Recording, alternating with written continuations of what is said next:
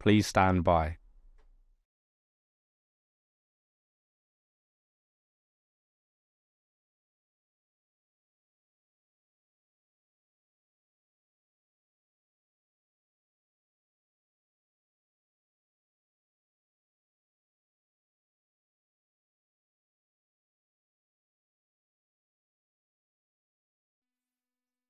This is the broadcast from City Hall, the home of the Greater London Authority. Please stand by.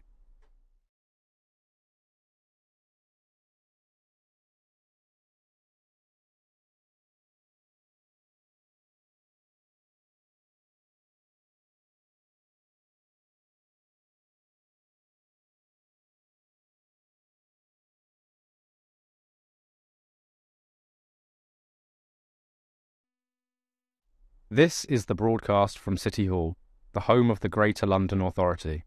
Please stand by.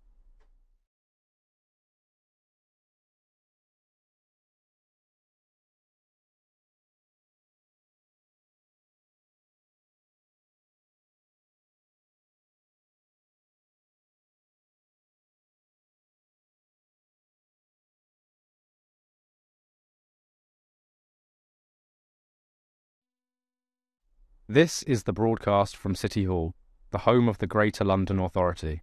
Please stand by.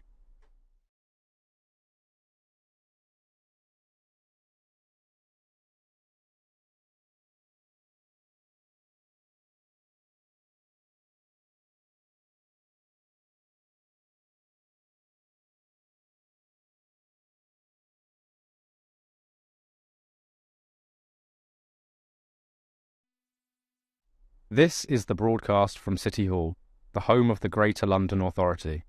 Please stand by.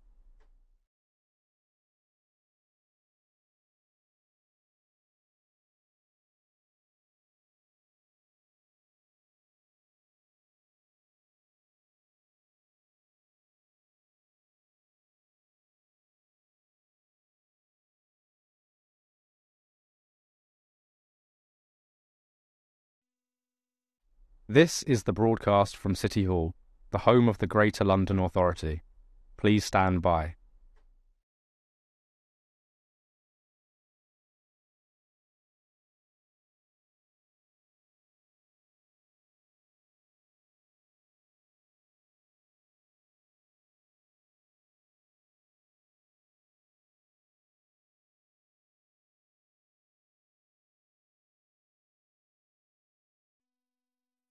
This is the broadcast from City Hall, the home of the Greater London Authority. Please stand by.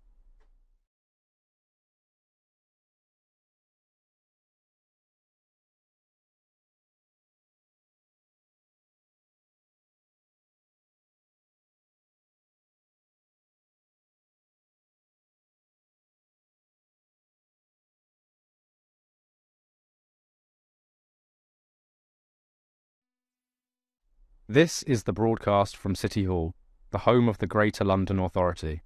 Please stand by.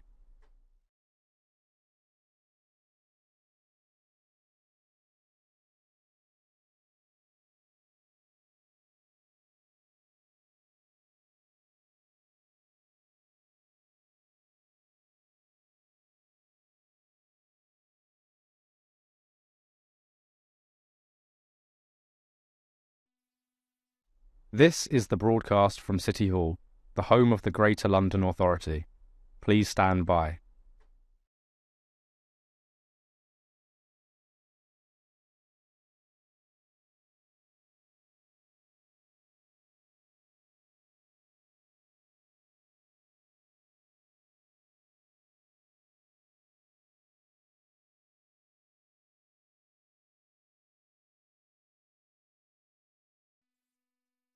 This is the broadcast from City Hall, the home of the Greater London Authority. Please stand by.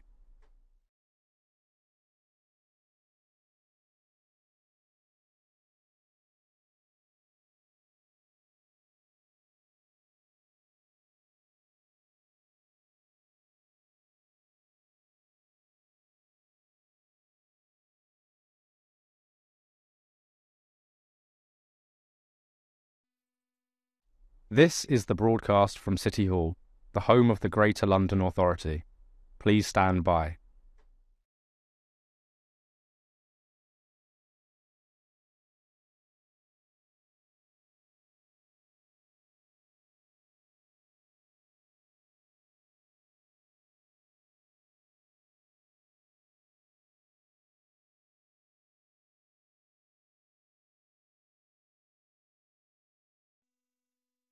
This is the broadcast from City Hall, the home of the Greater London Authority. Please stand by.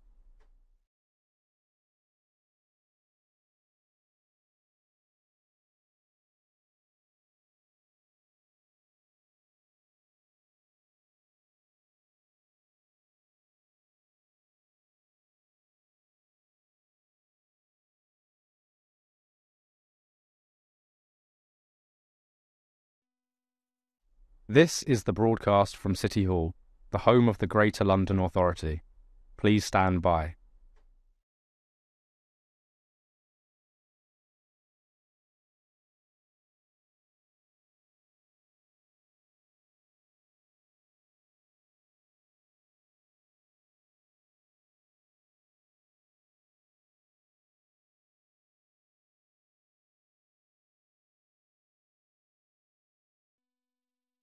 This is the broadcast from City Hall, the home of the Greater London Authority.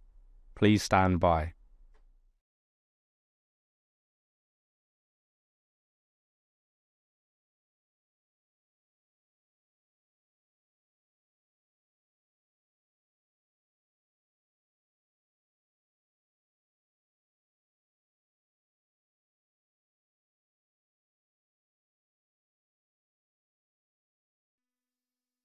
This is the broadcast from City Hall, the home of the Greater London Authority.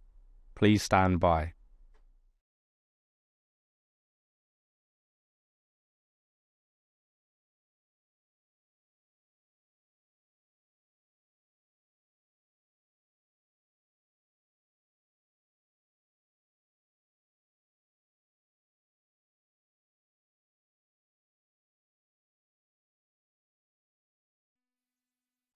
This is the broadcast from City Hall, the home of the Greater London Authority.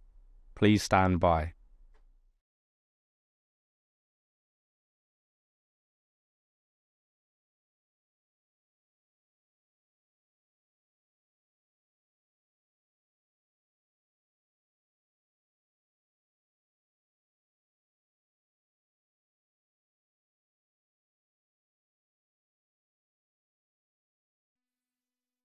This is the broadcast from City Hall, the home of the Greater London Authority. Please stand by.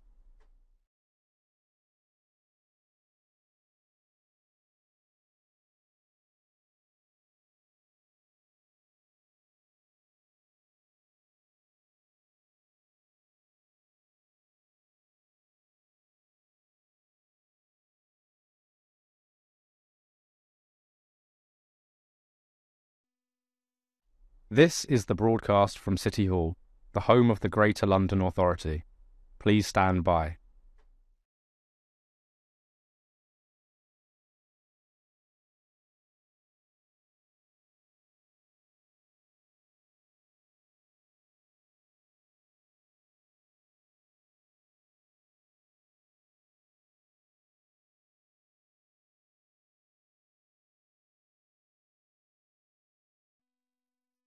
This is the broadcast from City Hall, the home of the Greater London Authority. Please stand by.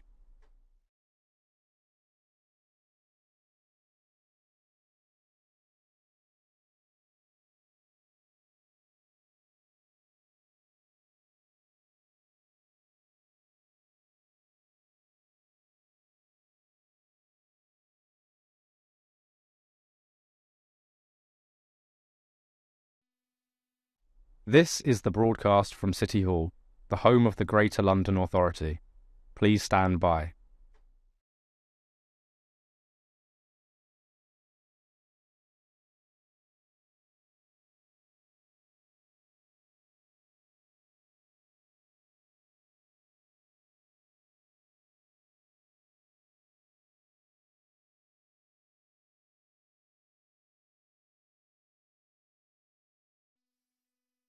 This is the broadcast from City Hall, the home of the Greater London Authority. Please stand by.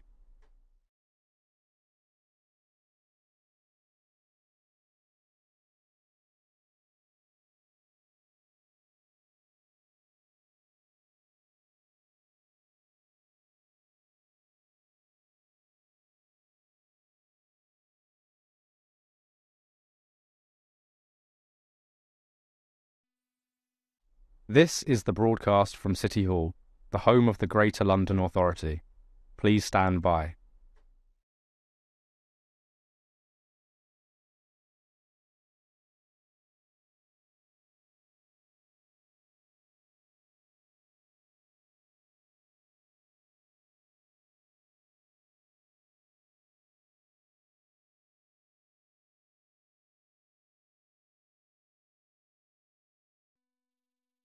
This is the broadcast from City Hall, the home of the Greater London Authority.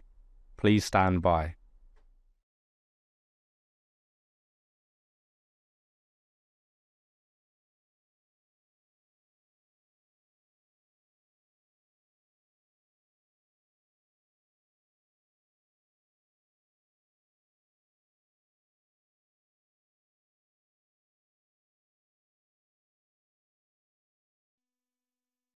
This is the broadcast from City Hall, the home of the Greater London Authority. Please stand by.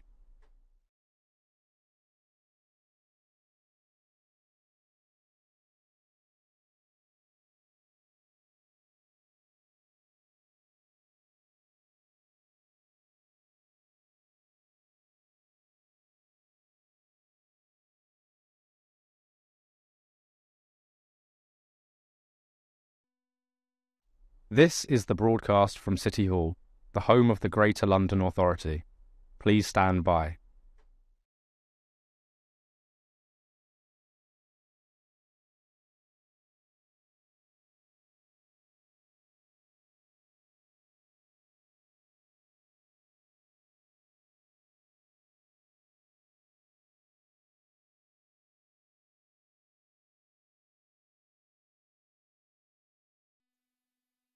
This is the broadcast from City Hall, the home of the Greater London Authority. Please stand by.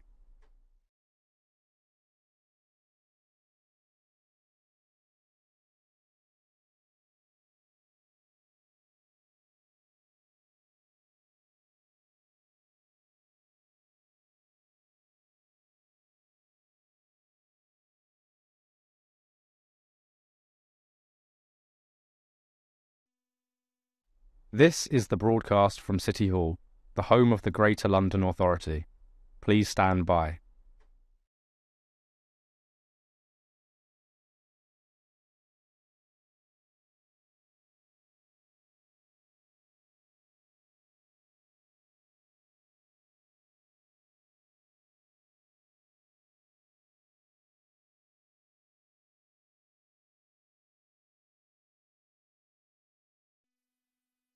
This is the broadcast from City Hall, the home of the Greater London Authority.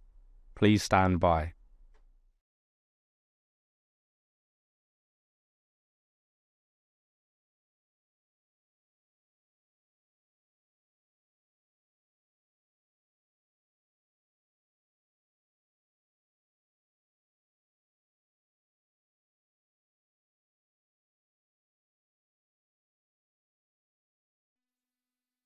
This is the broadcast from City Hall, the home of the Greater London Authority. Please stand by.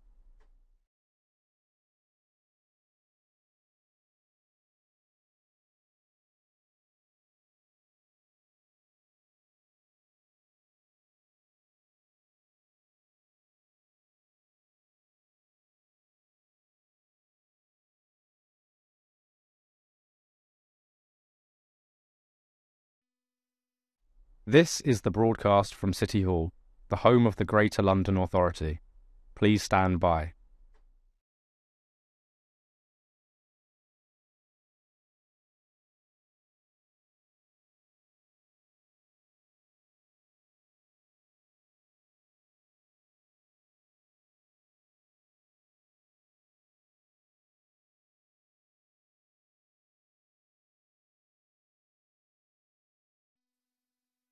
This is the broadcast from City Hall, the home of the Greater London Authority.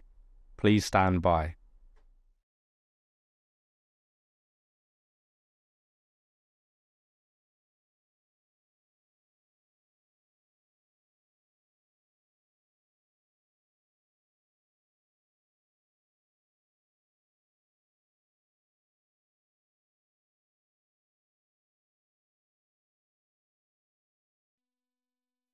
This is the broadcast from City Hall, the home of the Greater London Authority.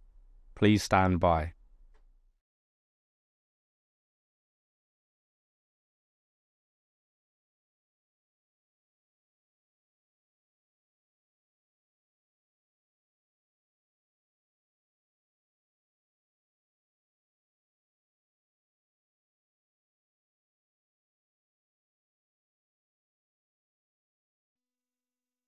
This is the broadcast from City Hall, the home of the Greater London Authority. Please stand by.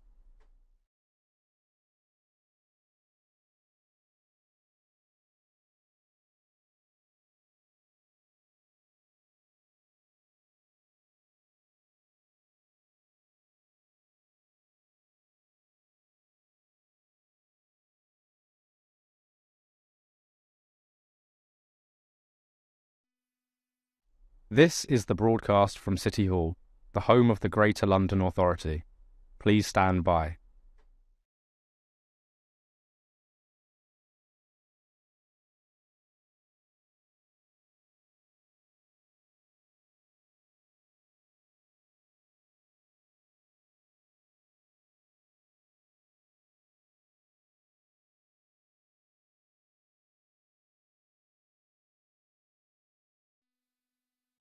This is the broadcast from City Hall, the home of the Greater London Authority. Please stand by.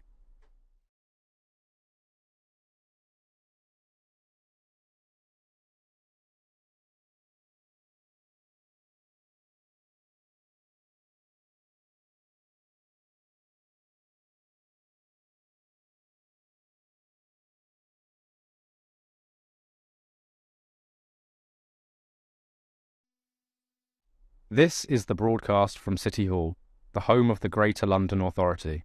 Please stand by.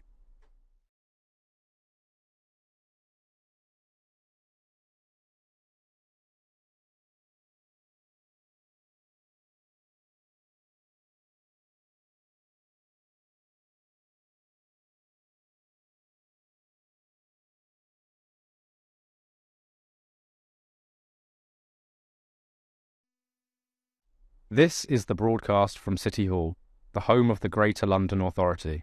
Please stand by.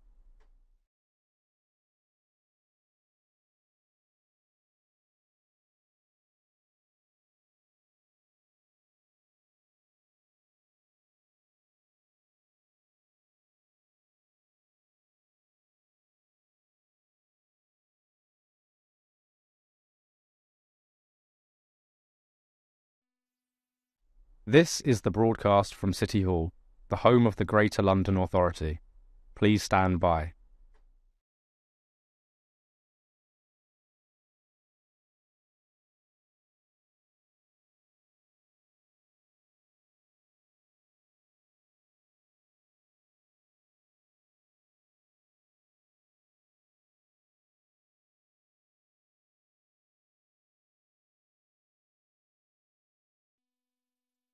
This is the broadcast from City Hall, the home of the Greater London Authority. Please stand by.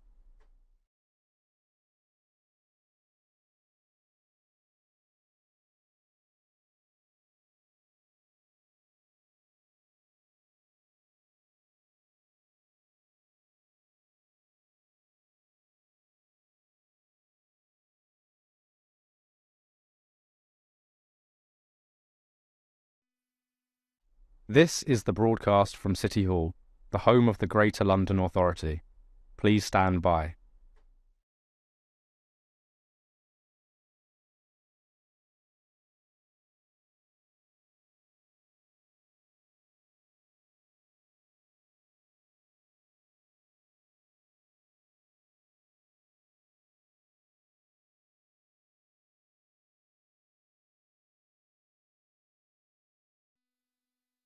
This is the broadcast from City Hall, the home of the Greater London Authority.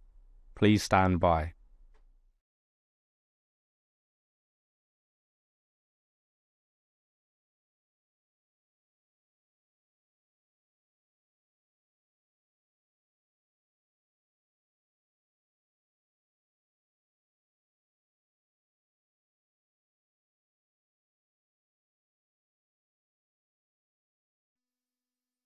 This is the broadcast from City Hall, the home of the Greater London Authority. Please stand by.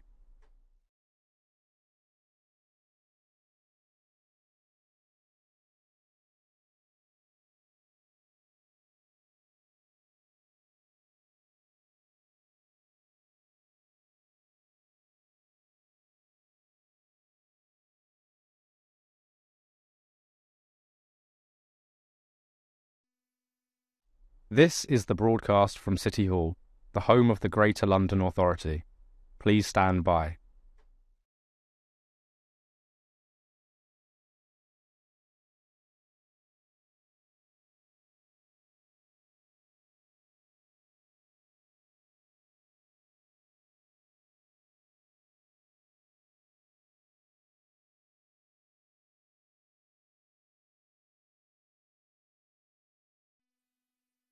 This is the broadcast from City Hall, the home of the Greater London Authority.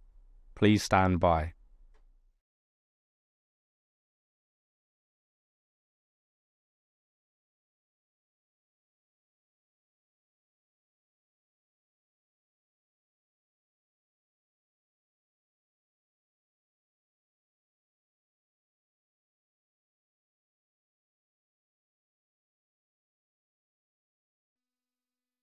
This is the broadcast from City Hall, the home of the Greater London Authority.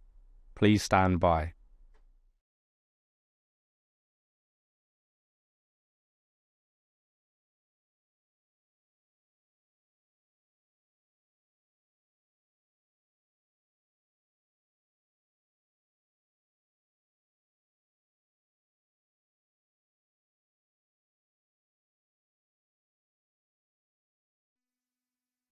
This is the broadcast from City Hall, the home of the Greater London Authority.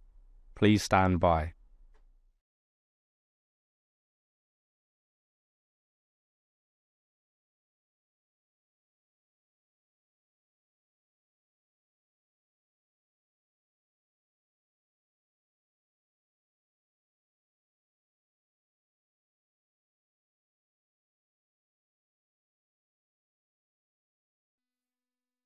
This is the broadcast from City Hall, the home of the Greater London Authority. Please stand by.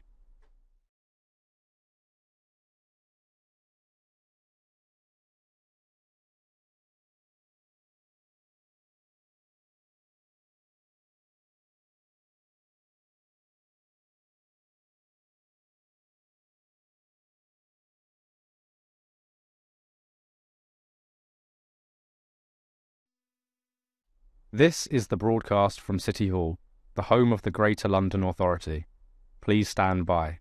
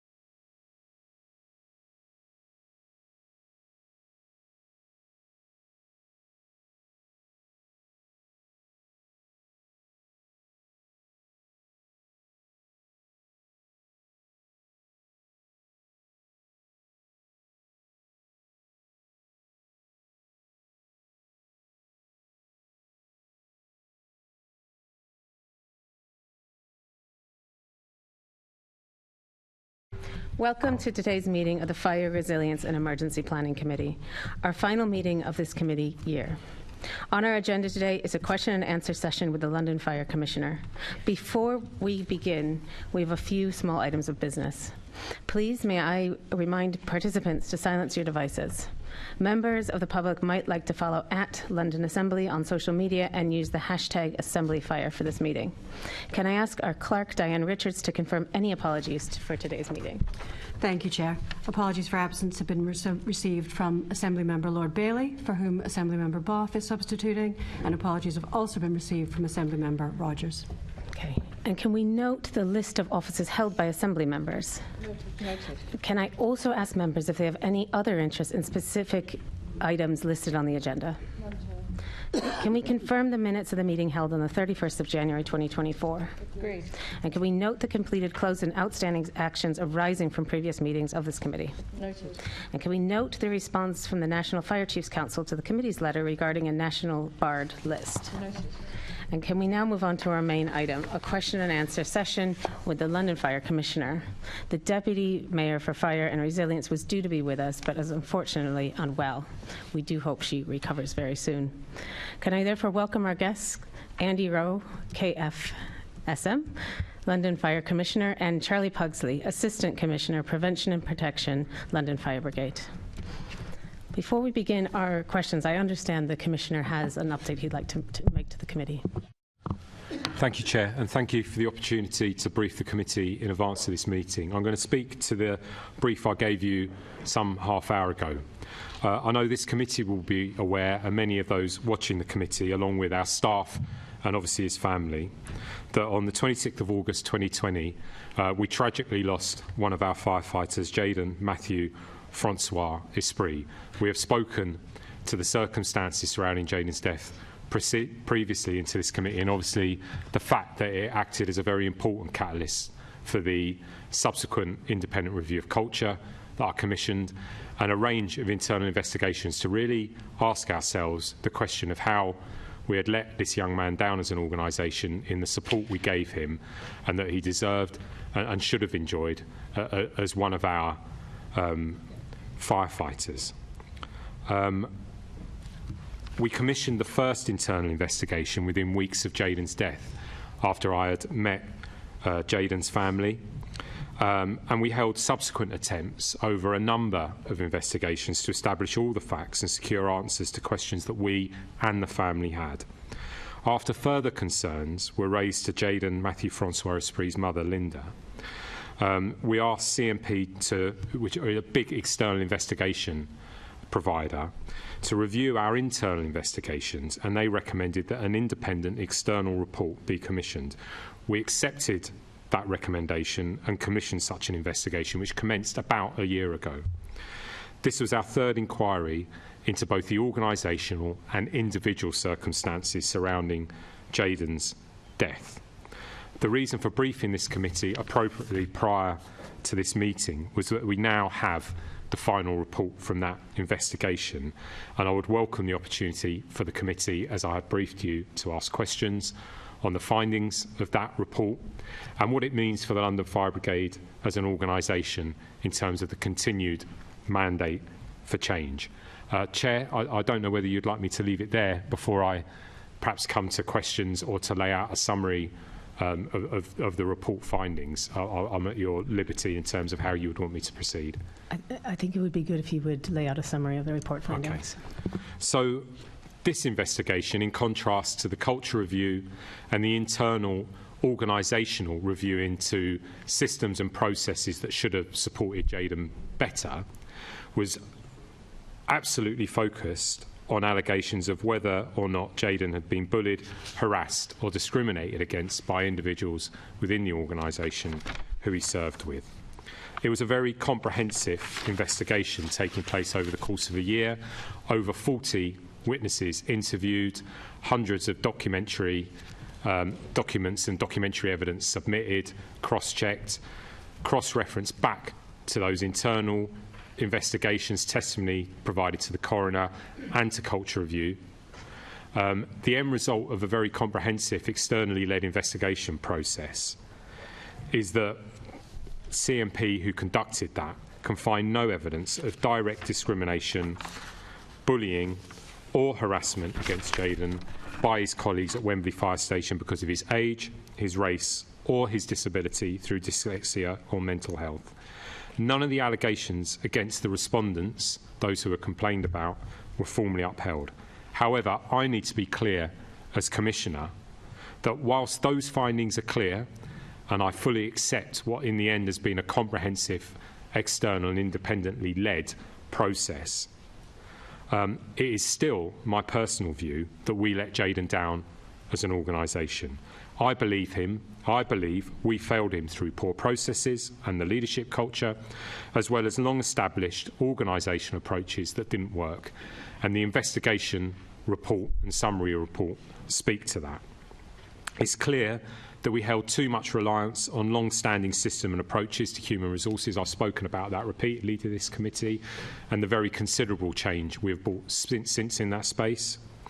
It spoke to a formulaic approach to a young firefighter's care who I view as being on my watch in my organisation and given to us to be looked after, by his parents. Our approach at that time, our systems at that time, did not focus on his individual needs in the way it should have done. That is clear in the report. And a view that speaks loudly through the report that what has worked before, even if many within the organisation knew it wasn't sufficient, was somehow adequate. It is clear at times that common sense was not applied, and instead we saw a culture of that is how it is and always was, which I think fostered an element of complacency and adherence to established formal processes that I think people could see didn't work. The combination of the practical and the emotional may have taken its toll and could have contributed to Jaden's mental state. That is also clear within the report.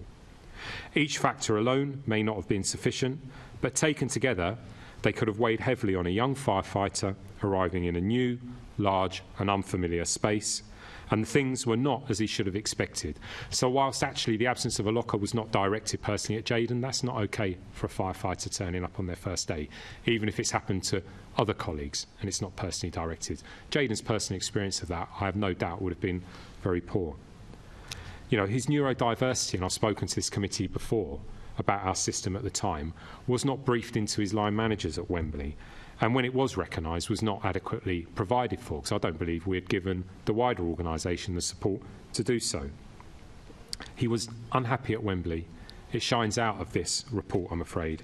He told us 4 times through his applications to transfer, and indeed we have discussed with this committee many times before the inadequacy of the historic system and how we changed the transfer system to put in additional safeguards so that not just one person is looking at any red flag in relation to transfer, but multiple layers of management and kind of people independent with the organisation recognise what that might mean for a trainee. Despite that request to transfer and the obvious and long and exhausting commute he was subject to because he'd moved to the other side of London, he was told at the time that the system didn't allow for trainees to move, which was incorrect, and speaks to kind of culture and the cultural mythology that sometimes prevents us taking common sense action to support someone. And the report is also clear that some of his colleagues' comments, whilst not directed at him personally, and what they perceived to be innocent, could have been perceived by him as microaggressions. I have to recognise that this will be a very, very difficult day for the family, and they may well not welcome the findings of this report. I'm extremely sorry for the impact all of this will have had on them, their family and their lives. I think it has been a very difficult and distressing time for firefighter colleagues as well, who have been under a very long period of investigation and have had to put their lives and their families' lives on hold through it. What I would say, though, is I still believe it was the right thing to do, because I think both this committee, the public, the family and those investigated have a right to know that we did this transparently and with an energy and to a standard to answer those questions that I think need to be answered. The summary findings of the report will be made public, given the distress that Jaden's family has had to endure since his death and the impact on those firefighters. I believe that transparency is the only approach to maintain the confidence of our communities, our staff and our stakeholders, and to demonstrate what we are doing to change in response. It has to be seen as a turning point, Jaden's death for the London Fire Brigade. I believe it was. It was certainly the primary factor in my decision to commission an independent review of our culture, because it was clear to me from the very first conversation I had with the family that the organisation I had recently taken over did not have the systems nor processes in place to properly support young men and women who do an incredibly difficult job daily on behalf of Londoners. Chair, I think that is probably where I would like to finish in terms of the summary findings of the report, and I would welcome your questions either into the process of the report itself or the changes we have brought since. Thank you. Thank you for your time and patience, committee. Thank you for that. You spoke a great deal about the failure of processes surrounding Jaden's death. How have your processes changed, and how can we have confidence in the processes going forward? I think this is spelled out loud in the findings of Culture Review, out that first internal investigation, and it's where the most profound change has taken place. So we are the first fire service in the country to have a large and formally established professional standards unit that is in operation. I welcome the fact that colleagues from this committee are coming this week, indeed, to come and have a detailed brief on the operation of that professional standards unit. Their only focus is to look at issues of behaviour, misconduct, bullying, harassment and grievance. That is their sole expertise. We retain an independent reporting line that has actually been, you know, if you can forgive the word, very successfully encouraging colleagues to report in poor behaviour.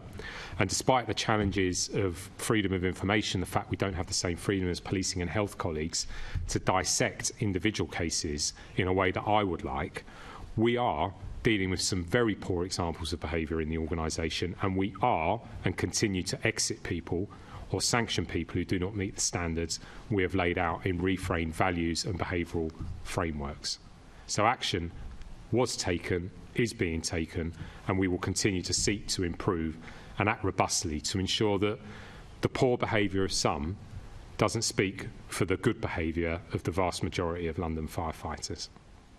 So some of this behaviour was not only poor, but it was also just very sloppy. So somebody joining, if a young firefighter was to join the brigade today, would they have a locker? Would those systems be in place? Has that change happened? Yes, fundamentally, with a series of safeguards around it. And I'll go further back. I mean, I've spoken about Grenfell repeatedly into this committee. I think there is no more terrible example of where we had got to as an institution at the point Grenfell happens than the fact that our recruit course had reduced from 16 weeks down to 11 weeks over a period of years. So just at a starting point, as you come into the organisation, we are not giving you the benefit of what previous generations of firefighters had. I commend the support of colleagues in central government and in the GLA in the form of finance to radically alter that. So that would be my prime example, is we have just simply changed the recruit course back to what it was and should always have stayed. So a 16-week course with all the opportunities to better prepare people. We have a dedicated welfare and support team for trainees that, outside of the line management chain, reaches in and proactively checks that colleagues are experiencing the London Fire Brigade as I'd expect. And as we sometimes find still, they are not taking proactive action, whether that's a transfer or to address line management inadequacies, to better support them. So I think we fundamentally changed the way we address this. If we think about neurodiversity, we've introduced mandatory training for all staff to better understand, recognise the signs of neurodiversity and provide proper support to each other in that context. We've rolled out a new mandatory training course for managers. All 1,400 leaders have had training on recognising and coping with stress, anxiety and depression. And I would argue that in the shock of and tragedy of Jaden's death, we did take the decision to commission an independent review into our culture in the broadest sense. And we are delivering an enormous programme of change that I've spoken about into this committee on more than one occasion, around everything from a leadership model based on trust with tangible delivery within that. So, you know, the biggest leadership programme ever run in the London Fire Brigade, the most significant amount of face-to-face senior engagement ever run in the London Fire Brigade. I've spoken literally to thousands of our staff over the past 3 years, and I will continue to do so as long as I'm Commissioner, whether those conversations are difficult or challenging or not. In our work with communities, where again, you know, as much as this is in respect to Grenfell, we can see where we are now with colleagues from the Grenfell community. We're in a completely different place. We have put communities at the heart of our strategic planning and our CRMP, because that also does things to our culture that it should do in terms of making us both representative of and more of London. We've worked very, very hard to create a workplace where everyone is treated with dignity. I don't think you can ever say that's finished. The size of our organisation and the very challenging nature of some of the work we do means it would simply be complacent to say that's a start and finish process. You've got to be constantly in that space. And through the transformation of our HR and people services, including wellbeing, we are seeking to support colleagues, which is in some spaces completed and in other spaces ongoing. We're seeking to better support colleagues in what is a very, very challenging job at times. Thank you for that. Before I bring in colleagues to ask questions, it would be remiss of me not to remind listeners who may find some of these topics distressing that there is help available should they need support 24 hours a day through agencies such as Samaritans.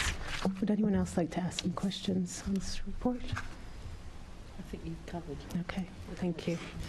Thank you. Thank you, Chair. I'll start off then the main meeting with Organisational Learning and Professional Development Strategy 22-24. How is the 22 to 24 Organisational Learning and Professional Development Strategy delivering for LFB staff?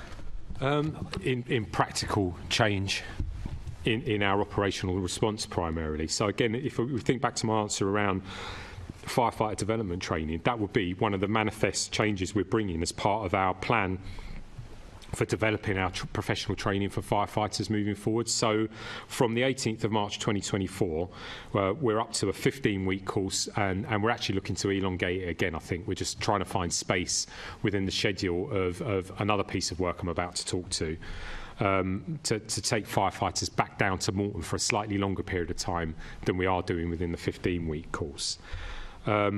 So we're proposing 20 million, the usage of 20 million from the Fire Safety Improvement Reserve across 24-25 and 25-26 to give our firefighters training I think they should have had years ago around high pressure alarms capability and the use of positive pressure ventilation in a very realistic simulated fire environment. What that means in practicality is we are taking the whole of the operational workforce outside of London into a far more realistic simulated firefighting environment from the start of the financial year in April. That planning is done, you know, is funded, and we will start to see the end of the results of that, because for each crew that is trained, we will put that capability on the run. So it's seated in practical change and taking ourselves to a space where I think a modern fire service should be. And again, takes into account the learnings from Grenfell and all the other kind of organisational analysis we've done over the past few years. Thank you. And in May of last year, you told this committee that that the LFB had plans to supplement the Babcock training, and that would include training to help boost the capacity to take on trainee firefighters. Is this additional in-house training now being delivered? Yeah, so we've got a full-time LFB team actually leading on FFD, for example. We've got a much higher number of seconded in London Fire Brigade officers supplementing the training. You know, I said last year that the existing training contract simply didn't provide the level of training investment required to meet our operational demand, because it's getting more complicated, our operating environment. The calls aren't getting less. We do 210,000 calls a year. We have the best attendance times in the world. But beyond that, you know, we need to make sure that the response that arrives in that space is really well equipped and equipped to deal with what is an increasingly complex and high-risk environment. So we've increased the size of the contract by around a third. And again, I'm grateful from the support of central government to help frame that, along with colleagues in the NFCC, and obviously the financial and organisational support from the Greater London Authority to pay for it.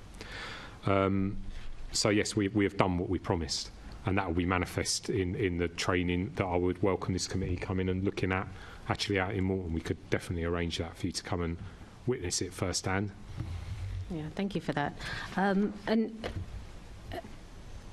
Have you been able to take up the maximum number of places available under the Babcock contract? Because I remember before there was a problem being able for the LFB to take up all of the available places. Is that now where it should be? Yeah, absolutely. To the extent, actually, we're now thinking about how we manage that within a financial context. And I think I spoke this into the Budget Committee, that we're filling that capacity to the extent that we're now using planned overtime to maintain that kind of world-class operational response. So we're building that kind of financial cost into the cost of training more clearly, because we are using the full capacity of the Babcock training model and our own supplementary delivery as well, where some of our own officers are delivering stuff. Yes. Assemblymember Hall. Thank you. Just to follow on from that, if I may, Chair, my colleague, Assemblymember Best, has asked previously about cadets, and you promised at the last plenary to review the minimum age at which they could join. Can you give us any update on that? So obviously that was relatively recent. I've gone back and asked the question. They're working through whether we have the capacity to do it. My sense is that we want to make sure the cadet units we've got are run properly at the age threshold, that currently exists. I think it's a fair question, though, because you can see other cadet organisations have extended the age range. I know that we're committed to providing a really detailed written answer back, and I believe that's been drafted and will be either on its way to Assemblymember Best or has already been received. Okay, that'd be lovely to hear. Thank you.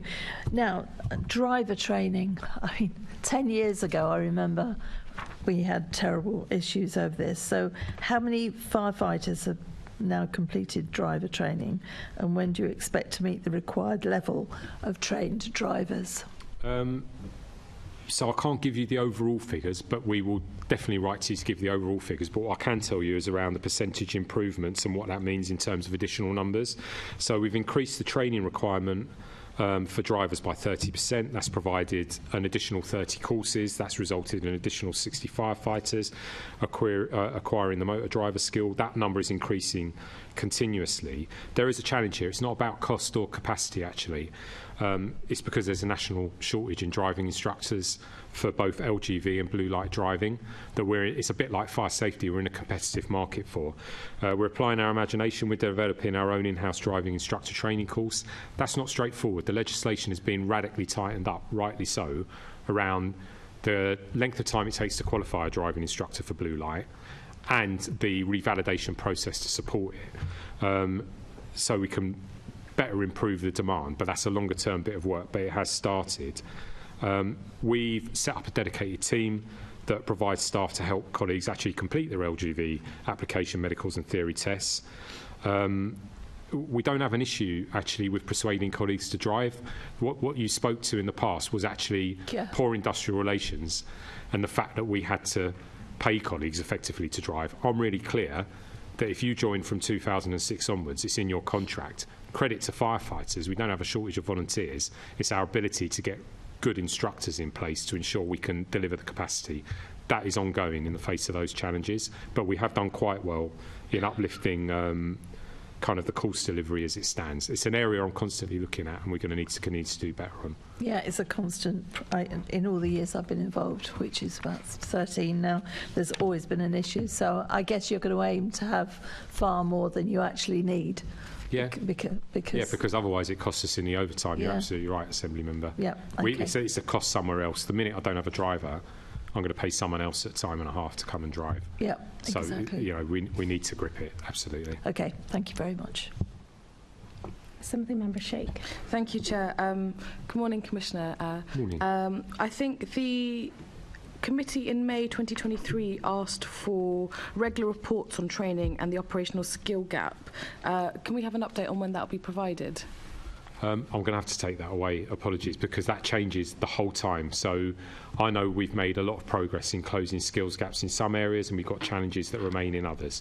So, for example, we're doing a fairly important piece of work reviewing our specialist capabilities, because we recognise actually that's an area where we do need to incentivise. If you look at just about any other industry where you take on specialist or higher risk skills, whether it's the military, policing, industry itself, actually, if you think about gas and oil, you get paid for it. So we do intend actually to work harder to incentivise people to take those skills. and then provide them with the opportunity to deliver them effectively for a period of time, but then transfer out if they want to. So there's a lot of work being done in this space, along with watch-based training, that is changing kind of the figures on a daily basis. But we can write to you after this committee with a proper update of exactly where we are around the different skills gaps and thresholds. Thank you very much. Yep, no problem. I also didn't get a chance to wish you good morning, Assistant Commissioner. I'm going to move us on to the next section of questions. This is around emerging fire hazards, particularly focusing on lithium-ion batteries. Now, it's a sort of quite specific question on whether you welcome the intervention from the Office for Product Safety and Standards in issuing a withdrawal notice to online sellers of UPP batteries. I'm going to let Charlie answer this, because to give Charlie credit, he was the kind of genesis of the Charge Safe campaign and has been involved in this space for a very long time, years in fact, to an earlier generation of different electrical products and risks. But Charlie, if you'd like to perhaps provide an answer to Assembly Member Shea. Thank you. Thank you. If I can just start by just paying testimony to the courage of Sophia Duarte's family. There was an inquest yesterday into the sad death, and both her family and friend and their work that they've done to raise the awareness in this issue. So, if I may. Thank you. To actually speak to the issue, yes, we really do welcome it, and I think what's really important as well is we're actually engaging with joint communications with government and the OPSS, because what we do need is as many partners as possible to amplify the message, and this is not just at a high-level strategic level. We recently had some work done in Whitechapel, where our firefighters were actually meeting with delivery drivers and just giving them advice on the ground as part of our CRMP work. I think there's certainly more to be done, and one of the concerns we have raised with government is about making sure that if it's an unsafe product, it's not just rebranded and passed on elsewhere. But we are having quarterly meetings with the Office of Product Safety and Standards, specifically with intelligence. They acknowledge the value of our data from our fire investigation team, and we will continue to work to support that, but also push for more safety where we can. Thank you, Assistant Commissioner. And I think you sort of have really answered my next question, which is whether you think it would make a difference to the risk levels in London. I think the answer to that is yes. But I sort of might move on to the next question, which is you already begun answering, which is what further action should the government take to regulate online sales of unregulated lithium-ion batteries and accessories such as chargers. So if you could just go into detail about all the specifics that you're in discussion with the government on. Yeah, of course. So one of the things we've been publicly calling for is an outcome for the product safety review, which does make some good proposals around actually trying to address the challenge, particularly around online marketplaces. What we do need is for that to be delivered, though, as soon as possible. And while we recognise there are challenges in that, we are awaiting and supporting the outcome, and hopefully it does give us what we need. We've also, while products going onto the market should be safe, we do feel there is a gap in terms of a standard around conversion kits, around chargers and batteries. One of the issues, for example, is you can have, in effect, a charging cable that can put twice the voltage into a battery, and then unsurprisingly you get a fault, and we think that is something that can be solved. So again, we are working with the Office of Product Safety and Standard, continuing to provide data, but also pushing for that. And another area is just while we know government is undertaking research, we appreciate the research, I think it's with the Warwickshire, that's going on at the moment. It will take time to come through and be reviewed and everything else. We're very clear that sadly when people in our communities are suffering these fires, and you may have seen some quite scary images from January and February where people hanging out of windows being rescued by our firefighters because the fire is just so severe, there's still a need to do something quickly, and part of that is in partnership with our communities, with all stakeholders, just to raise the awareness and issues on that. So I'll pause there. No, thank you. That was really substantial. And just for properness, I will actually ask you regarding the intervention from the Office of Product Safety and Standards on the UPP batteries. Do you think that's making a difference to the risk level in London, that intervention? So yes, it is, but it is one part of a much bigger picture. Yes. So I think it would be wrong for me to say to you that, yes, it's not acknowledged the success, but we appreciate there are so many of these products coming in to the market. And again, I think that's we can't blame. I shop online. I think many people with busy lifestyles shop online, so it's just making sure that to the very best we can, as reasonably as practical, making sure when we buy something it meets the same level of safety as if we went into a shop on the high street. Yeah, much bigger picture regulation you did. Please, Commissioner. I think it's very, very difficult to give credit to government and others to keep regulatory pace with technology that is literally changing almost by the month. You know, we're seeing new products emerge continuously, new risks emerge continuously. You know, if you think about how we all rely on delivery riders, people are obviously quite often not highly paid, sometimes living in crowded accommodation. If we think about the demographic that we know of, you know, working really hard to support London and Londoners in terms of their food and their grocery deliveries. You know, a lot of this isn't just about regulation, because regulation doesn't always reach those spaces. It is about really good communication so people can keep themselves safe. So, I mean, we have had some positive progress, because polling shows that in September 2023, 58% of Londoners are aware of the risk of these types of fires because of some of the campaigning, which is an increase of 15 percentage points from the April. But again, you just can't afford to be complacent. We want it to be in the sort of space that smoke alarms are. You know, if you speak to someone about smoke alarms and the years of campaigning that led to the point where most people in society would recognise having a smoke alarm is a good thing that keeps you safe, we need to be in a balanced space around this as well, so that everyone in society understands that as fantastic as these products are in terms of improving our lives, whether it's in the context of mobility or our ability to kind of talk to each other, it comes with a risk. And therefore you need to kind of look after yourself. I think that's probably where we get the biggest kind of result, because that's what previous experience in years and years of prevention activity across London tells us. You know, it's got to be backed by good regulation, but recognising the speed of change, that comms piece is absolutely key. Brilliant. Thank you, Commissioner. I'll pass back over to yourself, Chair. Assemblymember Bakari. Thank you. Charlie, I want to say thank you so much for everything that you've been doing on this campaign.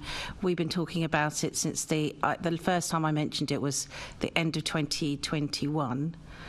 And then in this chamber here, we discussed it again in January 2022 and continue on about the public safety campaign awareness that was needed. And I think very early on, people didn't really imagine what we see now at those earlier stages. So I do want to commend the fact that, you know, the Charge Safe campaign did happen, but we've got more to do. The amount of fires that have occurred this year alone, can you just give us some data on that, please? And what your expectations are for the rest of the year. Okay, so it is the capital's fastest growing fire trend, fires in e-bikes and e-scooters. Last year we attended 155 fires involving e-bikes, 25 involving e-scooters. That's an average of one fire every 2 days. Because of the kind of explosive nature of battery fires, every single one of those fires carries considerable risk for both firefighters and members of the public. Sadly, there are also 3 deaths and around 60 injuries caused by those fires. That's a fairly dramatic increase on incidents from 2022, which was also a record-breaking year. And you can see just the usage of the technology, the size of our population in London, the dispersion of that technology means that's going to be an exponentially increasing risk, we think. And I have to commend both yourself, Assembly Member, and others on this committee who have done a lot in community spaces with us to pass that message. I'm really grateful for that, because that also carries a lot of power, and there's a number of you here that have done some really great stuff around that. The more we can do, the better. One of the things that I've just recently done last week was meet Alda, who's a family friend of Sophia Duarte, and it was a very difficult meeting, actually, listening to her and what her family have gone through. The main message she said was, nobody knew that this would happen, this kind of fire. They said, we had no idea that e-bikes and e-scooters were dangerous like this.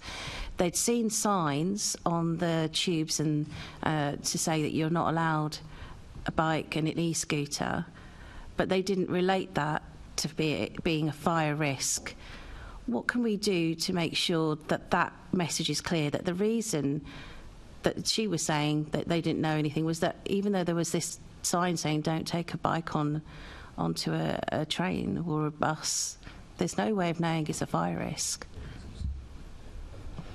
So, as I touched on earlier, there's just the need for as many of us as possible, including advocates like Alda, I've had the privilege of meeting a few times recently, to just keep amplifying that message. And we do now have government have actually got a YouTube video as well, and they've got a rebranded Charge Safe piece, and OPSS have also done the same. But we're continuing to say, I think, just to reiterate the Commissioner's words, I think smoke alarms are a really good example of just we need to continue to do that and not forget that our communities are a real key stakeholder in part of this process. And I think particularly with communities that we're making more and more efforts to work with and to be part of, it's just about finding the best way to message, because the written word may not be the best way. We could have things like short social media clips, and I think we do have to welcome the steps the government are taking, but we just can't stop thinking about it and keep making that effort. One of the people at that meeting was Donna Peters, who we've talked about before, who's been doing a lot of the community outreach. And from that discussion, it was really clear to me that this is actually not just an emerging fire issue to do with technical issues. This is an emerging fire to do with social and economic inequalities in London. This is a London story. This is unique to London in terms of this vulnerable group of people who can't afford to buy a safe e-bike and e-scooter and have no choice but to adapt their bikes and their scooters using cheap online batteries. And these people are also living in cramped conditions in London. One of the first fires that I witnessed when I started doing the work on this, it was back in 2022 in August, where I was asked by ITN to talk about a fire that had happened literally round the corner from Grenfell. You could see Grenfell, and there was the fire that had taken place was literally round the corner in a very similar block, in very similar circumstances. Would you agree that it's in a similar way, it's this type of community that tends to have these types of fires, which is why we've seen such slow progress? The story of Grenfell, where people in communities that were ignored during that time, are the same communities that are now going through the fires that are taking place in London in some of our most deprived areas that are being ignored again, not by you, but I think in terms of the lack of progress that we're seeing from the government. Would you agree this is a London story, particularly for this group? I don't think it's just a London story, actually. If you look at what's happened in New York, it's almost entirely parallel, where you've got large, dense urban populations with levels of poverty and housing challenges. You know, Londoners who live in those environments, the same as New Yorkers, undoubtedly feel the impacts of a fire incident in the most awful way in comparison to other parts of the demographic of London. That is a statistical reality. So I think there's a very clear intersection between housing, poverty, health, age, disability, almost every intersection you could think of, and the impact of fire, the likelihood of fire is going to have on you. I think we've always been clear in that because we're driven by the data. And I think really the challenge for us is to speak that truth outwardly as an organisation without politicising it, but also to challenge ourselves to make sure that we do listen to those voices that are seldom heard, that we recognise, as Charlie said, that actually written or even social media campaigns may not reach everyone we need to. And then because if we really think we're the London Fire Brigade, we put ourselves into those communities and invite those communities in. And that needs to be evidence not in terms of words into this committee, but I think actually the sort of activities you've been witness to sometimes in terms of large events with colleagues down in Tower Hamlets or Newham or all the other bits of London, or actually bringing in colleagues who've suffered, you know, Londoners who've suffered a tragedy, to really hear their voice and think about how that should drive our business, understanding the circumstances of their own personal tragedy, you know, by giving them a space on the community forum, which is built into our strategic decision making and planning now. So I think it's both a challenge outwards, and I've always been clear since Grenfell that I think we have a great responsibility as one of the great London institutions to serve all Londoners of every class, of every kind, of every demographic. But we have to recognise that those that are most vulnerable come with a set of characteristics that we should pay the greatest heed to. So getting the message to them is really important. Very important. I think the last question I have is on the Mayor and how the Mayor is supporting the LFB on public awareness. I've been pushing him a lot. I think there's been a change of direction in terms of communication with him. At the beginning, I think there wasn't as much support and my suggestion that we need to do more, but now there is. And the last question I asked him, he did actually say that, you know, we needed to do more in terms of public awareness, and I've been pushing on working with TfL. Would you say that, you know, that is something that we can be doing more on, and has the Mayor approached you on what he can do to support you? The Mayor and I speak regularly on this matter, and actually I've had really good support both from central government and from the GLA, because there is a cross-party consensus that this is a real and emerging risk. It's a bit like housing, though. There's a tension between regulation and provision. And all big organisations have to strike a balance, I think, in terms of where that line lies. Now, obviously for me, I'm both a regulator and I am the safeguard in many ways to kind of people living safely and getting the right advice. But I do recognise we don't want to completely discourage micro-mobility. We want greener movement in our cities. We want people to have access to the sort of services that people actually take for granted now. We just want it done safely. And it's the same with housing. If we think about, you know, and I'll no doubt we'll get to this in the committee, the change in regulations following Grenfell around fire safety. We want all our buildings to be safe, but we also need to see a pace of house building and general building activity that supports the London economy and give people decent places to live. So I think sometimes we're grappling with quite complex societal issues. Yeah. I know. So can I just interrupt? I asked the question: has the Mayor approached you about public awareness with TfL? Has that happened? Repeatedly. So it comes up as an agenda item. Will there be item. a public awareness campaign combining the charge safe messages within TfL messaging? Yes, and I meet regularly with Andy Lord, the TfL Commissioner. It's at the top of his list of risks. Obviously, the end results of either a scooter fire, EV fire, or even, as we've seen the other day, a bus fire, directly impact his business. So when are we going to see those messaging explicitly on TfL? I think we can write and provide that answer, because I know that we're working in terms of communication, and I think we have done some joint stuff, but I'll clarify that. I'd really like to know when that's going to happen. The sooner the better, really. Okay. Yeah, No thank you very problem, much. Charlie, That's great progress then, considering this has been going on, and I've been pushing this for a number of years, so that would be great. Thank you. Yeah, I think Charlie might have a point about TfL, because we do a lot of work with it. Sorry, sadly, it's not about TfL, but in terms of the communities, we work with a range of stakeholders on the safety issues around that. And one of the things we do raise is things like qualities impact assessment, because I think if you have a predisposition to be affected by that, what we don't want is for you to be most penalised by that if you're, you need that for your livelihood. So I think it's just would like to reflect that we are trying to be very proactive in that space as well. We believe more needs to be done, but it's just making sure that those people who are most vulnerable in our communities aren't the one most impacted. Well, you've got my support in pushing that message, so thank you very much. Assemblymember Cooper. Thank you, Chair. And good morning, Andy and Charlie, and thank you very much for your introductory remarks earlier on, Andy. But I want to move us on to another area completely different from the battery, and it has been great to be able to support the Charge Safe campaign, actually myself as well. And that's, I wanted to move on to adapting to the climate change or climate emergency, as I now see it.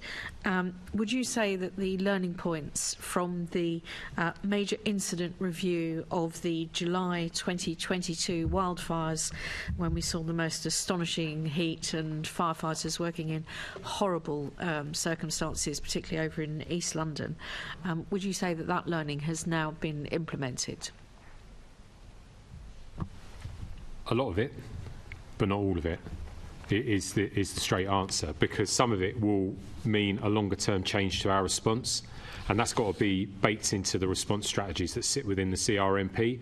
So that's longer term equipment change, for example. So it could be that following the pilot of the new 4x4 vehicle we've got at Biggin Hill, we expand that model across the whole of the outer edge of London.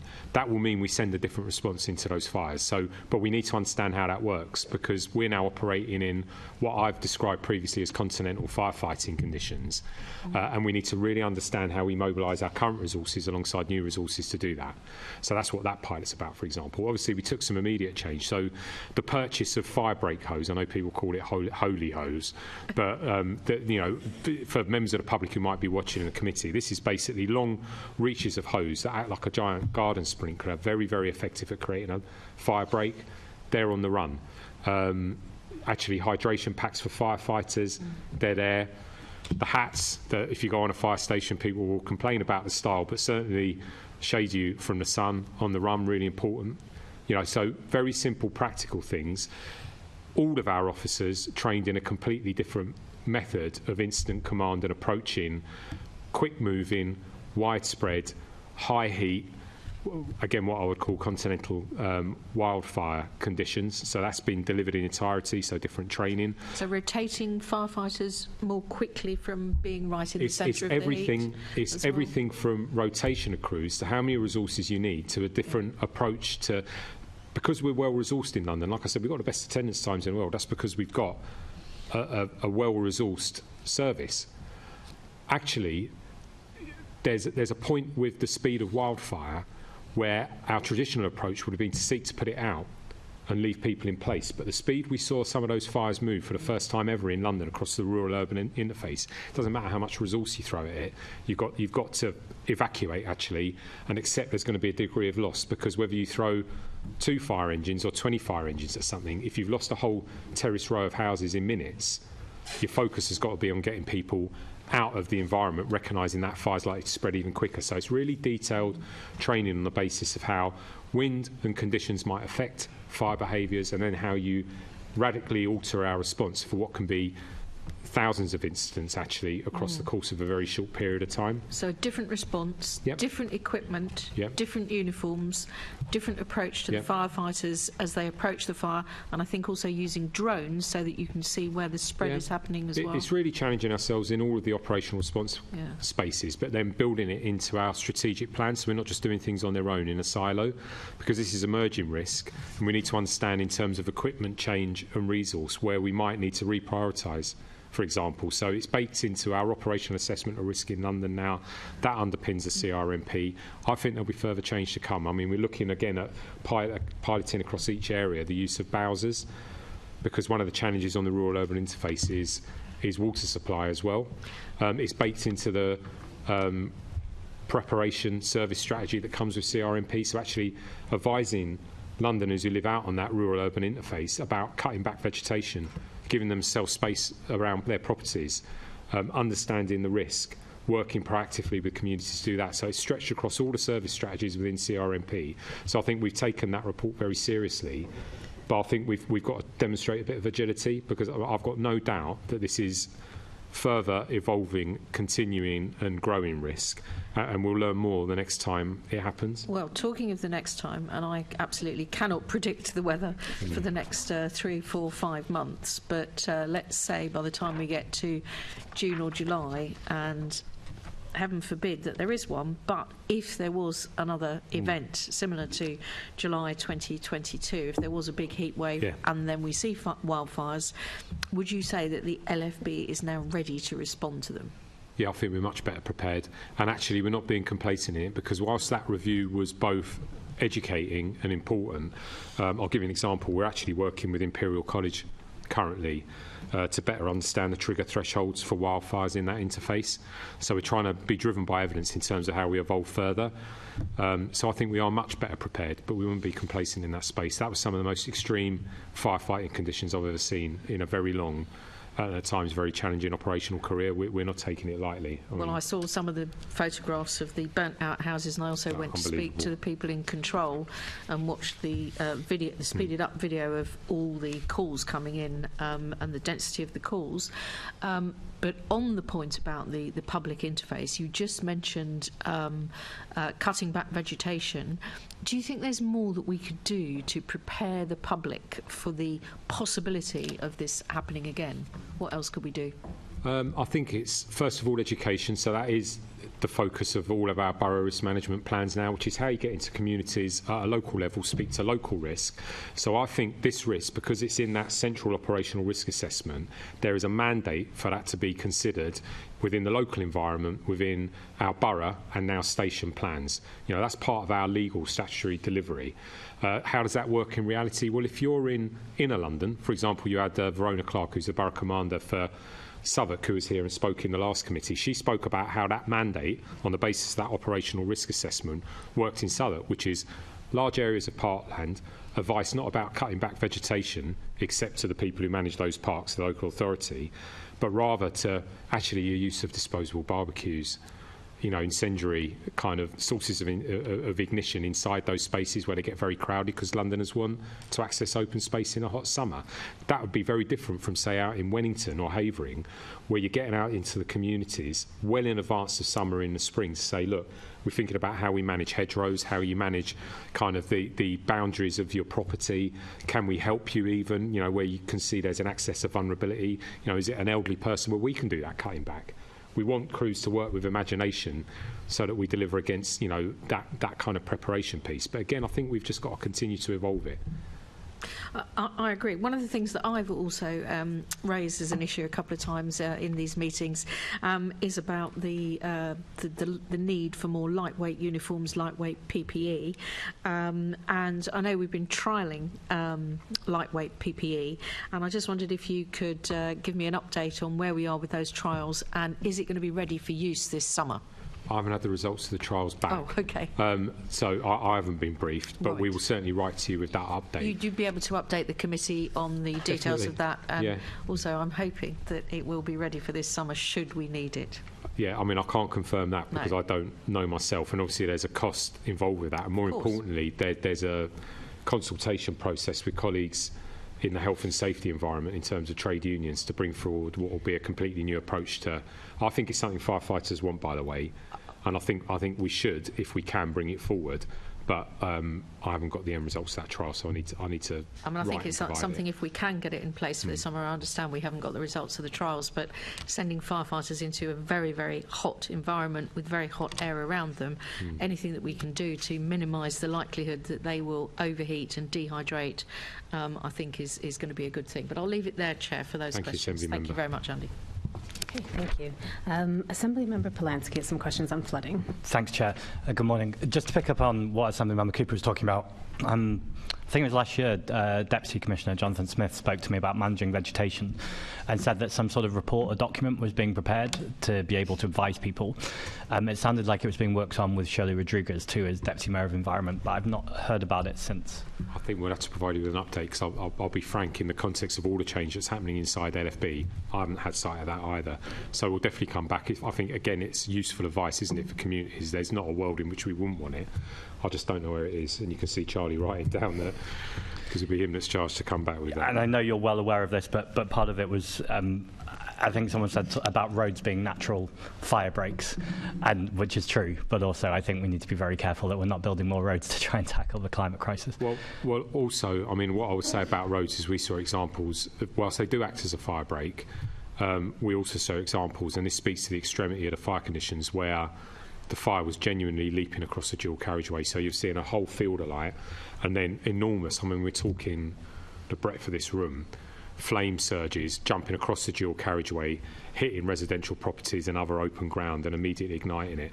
We saw similar issues where we actually had a high-rise fire on that day, where debris falling from the high-rise fire immediately set fire to a piece of open ground next to the tower. So actually we're very, very cautious about suggesting anything's going to be a completely effective fire break. It's more about layers of mitigation and advice and then changing our response. Thank you. I shared a platform actually this weekend with Matt Rack, who also spoke powerfully about this and about the links between climate justice and the fire brigade. On flooding, to pick up again on something else Assembly Member Cooper said, I'm tag teaming this morning clearly. She asked you in the last plenary around should there be a report that comes after flooding incidents. Do you think it would benefit London Fire Brigade to upgrade reports after flooding? Yeah, it would, but there's a bureaucracy and time that comes with that, and I think we need the statutory duty before we do it. So very often colleagues in the national environment focus on finance around getting that statutory duty. Actually, from my point of view, we're well prepared in response. But if I had the statutory duty, it would provide absolute clarity around our reporting mandate, our relationship with insurers, because obviously that's very clear within the Fire and Rescue Services Act, the Fire Safety Order, etc., our reporting mandate around insurable loss.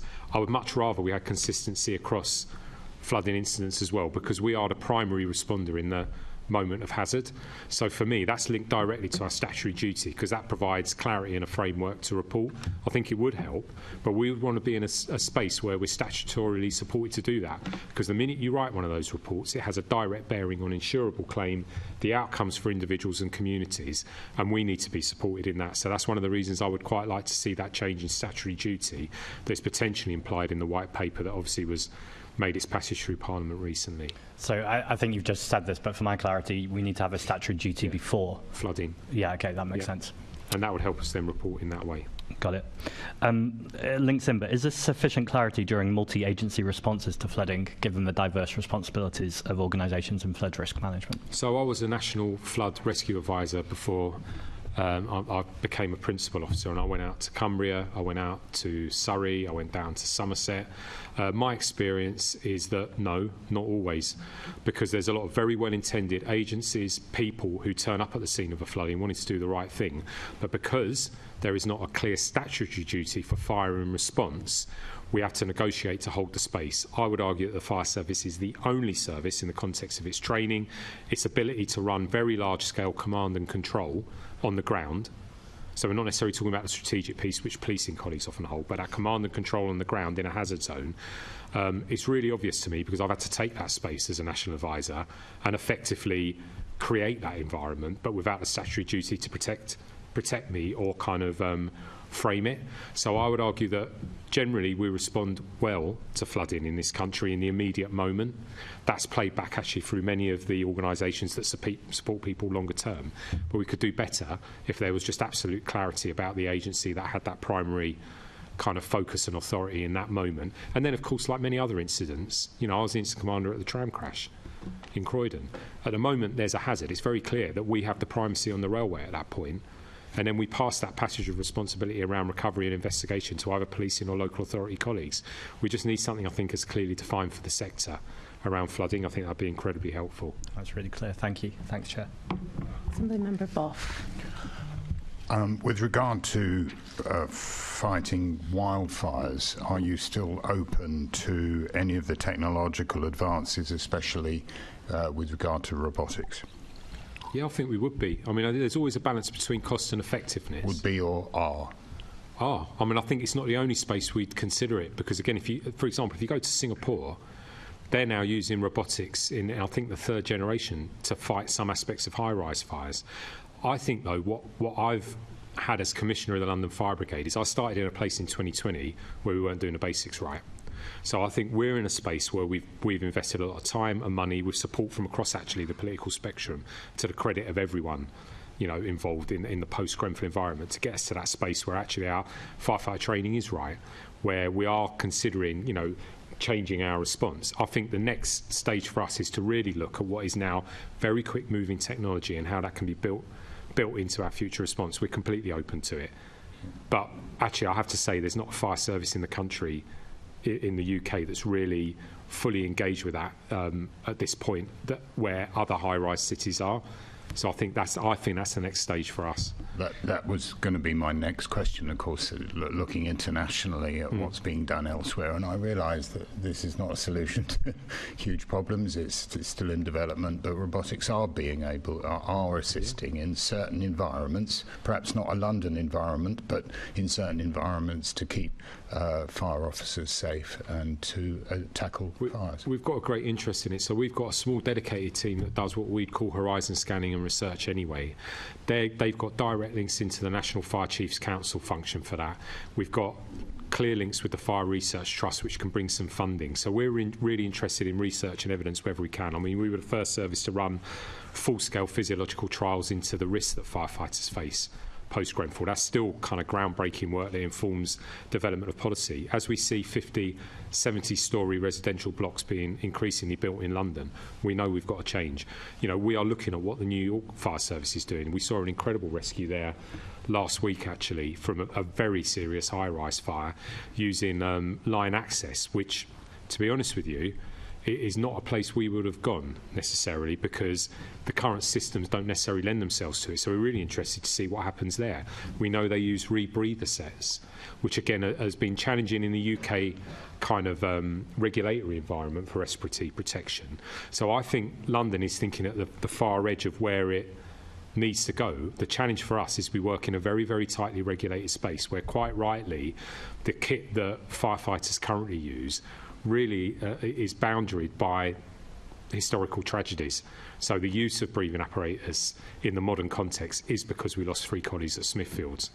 You know, and if we were to have a colleague from the Fire Brigades Union here, I think they're up for technological advance, but they are very, very tight on us really understanding and evidencing the potential impacts on firefighters using it. But I'll share your interest, because I think we should be challenging ourselves. Thank you. Thank you, Chair. Now we come to Assemblymember Hall, who has questions on decarbonising and climate change review. Thank you. Andy, can you update us on the progress with decarbonising the LFB's estate and fleet? Yes, when I get to the bit of it that's going to make sure I give you the right detail. Apologies, Assemblymember Hall. Right, so obviously we've done a lot inside LFB. I think we've always been proactive in that space, you know, right up to the limits of our finance and our organisational ability to do so. We're entirely committed to meeting the Mayor's net zero target by 2030. We've met all the targets we'd laid out in the initial plan, so that's just up above the kind of 60th percentile. We've worked very hard to make further progress, but to realise that ambition fully, I've been clear into this committee, I've been clear to the Mayor, and actually I've been clear to central government, because I see the support needing to come from all spaces. In the context of the scale of the finance we need to kind of put in the right infrastructure, for example, to charge vehicles, to build the right supply structure in there to do that, to purchase the vehicles themselves potentially, we are going to need to be funded. Now, whether that's through a green loan process with all the kind of revenue burden that brings later on, or whether it's through direct grant, we are exploring that, you know, as we speak. So we have had access to some grants, but we are in direct conversation both with the GLA and colleagues in central government about how we might do that. So it's kind of a moving process. We're trying to challenge ourselves in the space wherever we can, so it's not doing it all in one go. So if we think about, for example, something as simple as participating in the GLA Group Power Purchase Agreement, that will reduce emissions further. You know, and any remaining emissions that are associated with specialist vehicles that can't be electrified or made zero emissions on this time frame, well, we're going to have to offset them. That's really clear as well. So we're trying to think in a sophisticated way about how we meet that challenge. In terms of the detail, I don't know whether you want me to pause so you can ask further questions. I can lay out the detail of what we're planning to do around electrifying our fleet, what we're trying to do in the interim, and kind of some of the detail of the uplift. No, because of time, I won't go into that. I mean, I've been told that the cost will be around £11 million to replace all the vehicles that are not currently compliant. Is that right? No, I don't think that's entirely accurate. So we did see a news story that said 14% of all vehicles currently in use by LFB are not ULEZ compliant. We actually think that the proportion of vehicles within our fleet that we can actually replace or modify that we own is actually that are non-ULEZ compliant is around 8%. Our total fleet of 413 vehicles includes 27 national resilience vehicles that are effectively a national resource supplied by government. We are unable to replace or modify those. We don't hold control of it. So they are looking at replacement now within a national programme, but that may not well sit consistent with the kind of 2030 target. I think the story stated that assuming the cost for a standard pumping appliance are about 247,000, the brigade will face additional costs of 11 million. Actually, because some of the vehicles aren't ours, we think the cost is a lot lower, and we are working on that kind of space with TfL and the Mayor's office, because at the moment they are exempt from ULEZ, and although that's stated as a temporary measure, I think this is an example of the sort of conversation we've got to have moving forward, because some of these things we simply can't shift. So when do you think it? I mean, is it permanent? You're exempt from ULEZ, or is there a cut-off date? We haven't been given a cut-off date, as I understand it, at the moment. But I think again that's something we could provide in kind of written detail to yourself and the committee as that becomes clearer. Because I think, to be fair, I think they recognise that we need this fleet, we need the national vehicles particularly, and we don't have a lot of choice in terms of how we shift it. So I think that's something we could write to you to provide a deal. It's not a deal I have in front of me. All I know is that currently it's expressed as temporary. We don't have an end date as far as I understand it. And that's ongoing in terms of the discussions we're having with colleagues in central government and local government. Okay. And do you have confidence that these great big vehicles, I forget how many tonnes they are, with the necessity for the power to use the pumps, etc., are going to be sufficient if they're electrified? I think we've got to be very cautious about what we promise, because actually a fully electric pumping fire engine doesn't exist. No. So we've got one that we're trialling in Hammersmith. We can see there's some challenges in its use and deployment. That's become clear, and we're at the leading edge. I mean, if we go back to Assembly Member Boff's question, we are the service that has brought a fully functional one into service at the moment. It may well be that we don't ever get to that space because of the demand on pumping operations, and it could be a hybrid kind of approach might need to take place.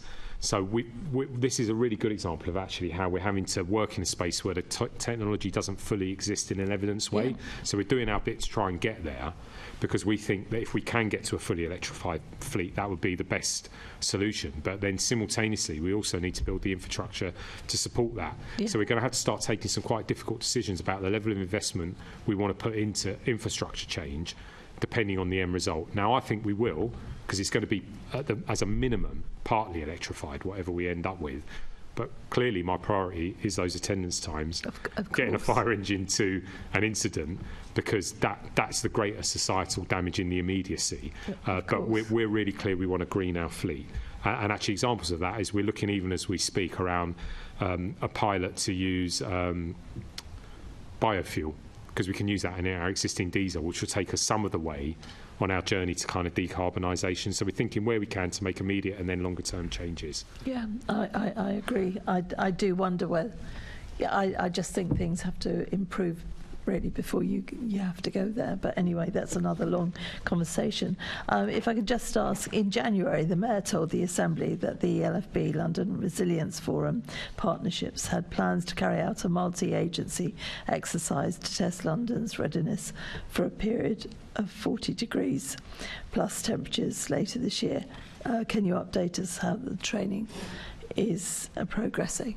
So I don't have the detail of that in front of me, but I know that not only that exercise, but there's a series of exercises based around reasonable worst expectations for London that are being planned for within the LRF and are going to be supported by the London Resilience Group and will involve us. Obviously, Pat Goldborn, who's one of Charlie's colleagues at AC level, who runs our Special Operations department, is the Deputy Chair of the LRF and is heavily involved in a range of multi-agency exercises. I think we should write to give you the full sweep of activity in that space. That would be interesting for all of us. Lovely. Yeah, thank you very much. Thank you, Chair. Yeah, Assemblymember Cooper. Thank you very much.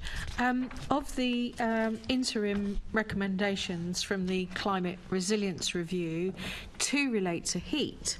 But there is a multiple number that do relate to flooding and issues relating to the Thames. Now, you know, I've on many occasions said I think that the statutory responsibility for dealing with flooding should be given to the Fire Brigade, and I've asked you about that on multiple occasions, Andy.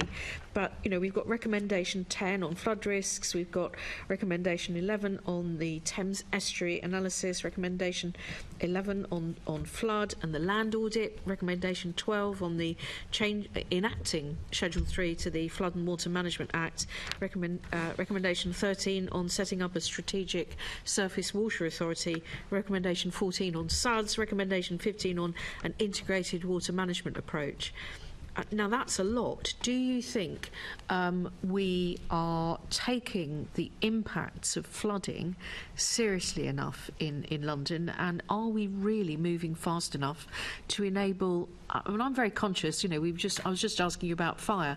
We're putting firefighters' lives on the front line, 40-degree heat. go into a fire, please. But if we're not doing everything that we can, we're also potentially asking firefighters to deal with flooding that we need to be structurally improving to make sure that firefighters are given the best opportunity to make sure that no lives are lost, including their own. So I think a lot of thought has been given to this in London, both in terms of preparation, response, and then the longer-term recovery. But what I would say is I don't think there's anywhere in the country that is keeping pace with the scale of the threat, the changes to the built environment, compressed urban settings, what that means to your drainage and discharge systems, the increasing threat actually of tidal flooding. You can see that in terms of how often the barrier is deployed now, the next generation of the barrier. So I think your point is well made, and I suppose as the person who has to lead the organisation that will respond in the most difficult moments of a flood, I would argue that all organisations, both central and local, need to do more in this space, including us. You know, we've got to challenge ourselves in terms of continuing to evolve both training, information and kit as that risk continues to emerge. That's why we have an annual operational review of risk. It's why we're driving local borough risk management plans that take account of a very specific risk. Because if you're in a riparian borough, your risk, and particularly down the non-tidal end where you do see overflow, you know, perhaps more frequently than the more kind of challenging tidal end of the Thames, you have got a different response environment than say, a colleague who's in a very densely populated urban area where you're going to actually have to think about surface water flooding in a different way and drainage. So all parties need to work together to deal with that.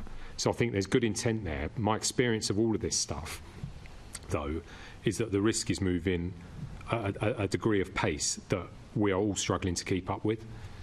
So I think there's an absolute responsibility on everyone involved to kind of articulate that risk and keep Are going. we resourcing the London Resilience Forum and the London Resilience Partnership sufficiently to enable that kind of analysis to be taken ahead quickly enough? And just on the point about the parts of the Thames where it's non-tidal, actually it's only non-tidal because we've got Teddington Lock there. Otherwise it would be tidal a lot further up. So I think we are, and obviously that's not mine to answer really, but if I'm looking at it from the outside, I think we are. But actually, the long-term mitigation of this lies in, it's a bit like the post-Grenfell built environment, isn't it? You can have all the planning you want, you can have all the thinking you want, you can have good intent from everyone across the political spectrum, and I think it's there. People generally recognise there's a threat there and we need to do something about it, even if their views differ on necessarily approach or scale.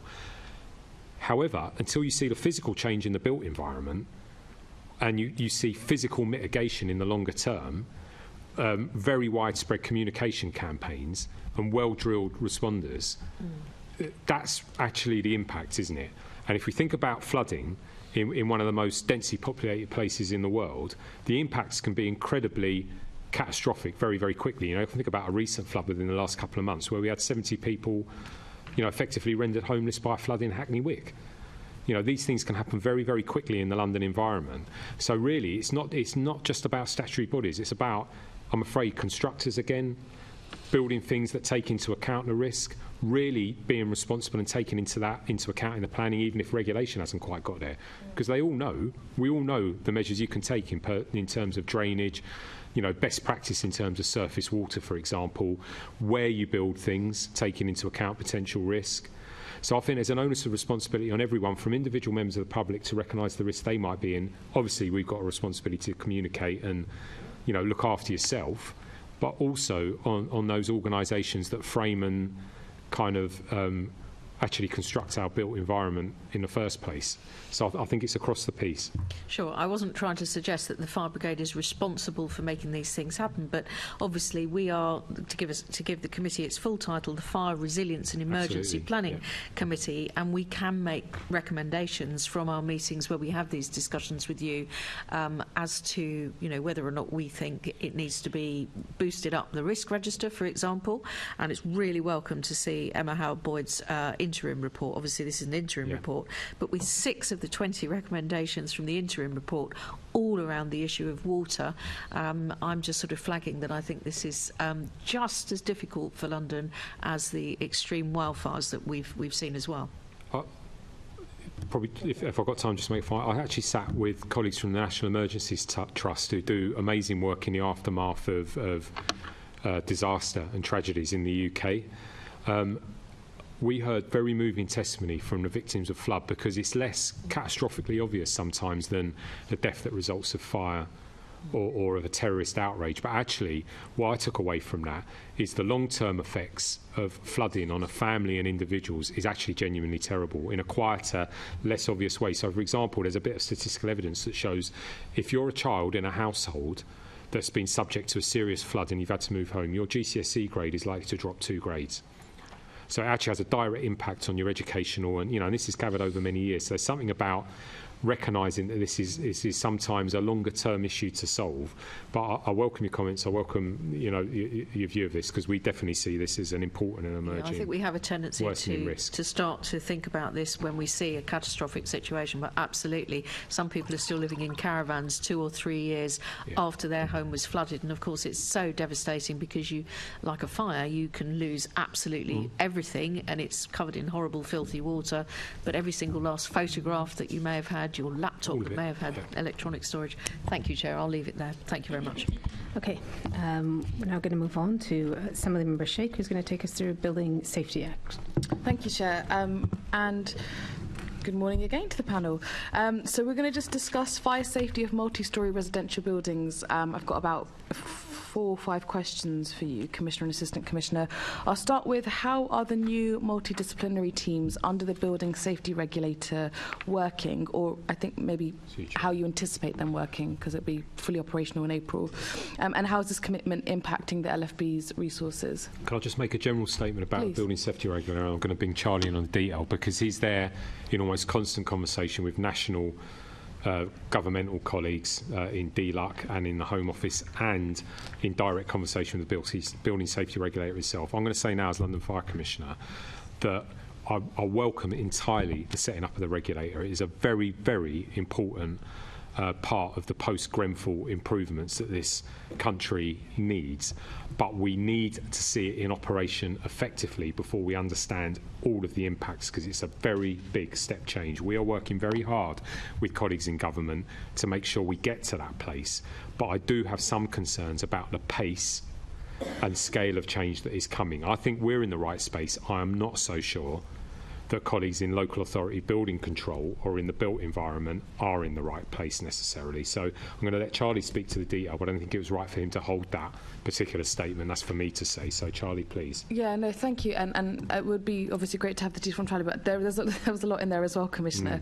What is it that you're specifically concerned about in terms of the pace and scale? You've said you don't think local authorities are catching up with that. So what is required to make sure that everything's synced up? I think actually Charlie should speak to the detail of this, because I'm afraid the devil is in the detail. Because in the principle of the Building Safety Regulator, it's undeniable. It's what we need. It's what we should do post-Grenfell. Yeah. It is about the detail of implementation, and actually it comes back to questions of the available tool, really, of competent persons. Because the same people who need to do local authority building control are the same people we're training up to consider a building's fire engineering and fire safety design, are the same people that the Building Safety Regulator need to employ to fulfil their role.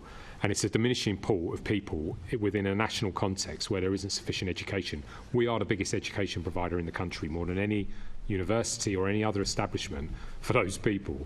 So whilst I think we're in a place that we can service much of what is being asked, I have concerns that we have raised around the effective go-live. But we want to work with colleagues, because we can see that all the right intent is there. They've got some good expertise. Colleagues in government are trying to proceed with really good intent on this. We just need it to work. So, Charlie, do you want to speak to some of the details of how we can make that happen is basically what we're after. Thank you. So it's reported the Local Authority Building Control wrote to the regulator and expressed concern about the readiness, and that was based around several elements. So it wouldn't be right for me to speak for them, because they clearly have their own position. But in essence, one of the things they said was about the go-live date being in April, and the lack of the capacity, which I know has been spoken of in the committee, because you need competent, experienced people to discharge this function.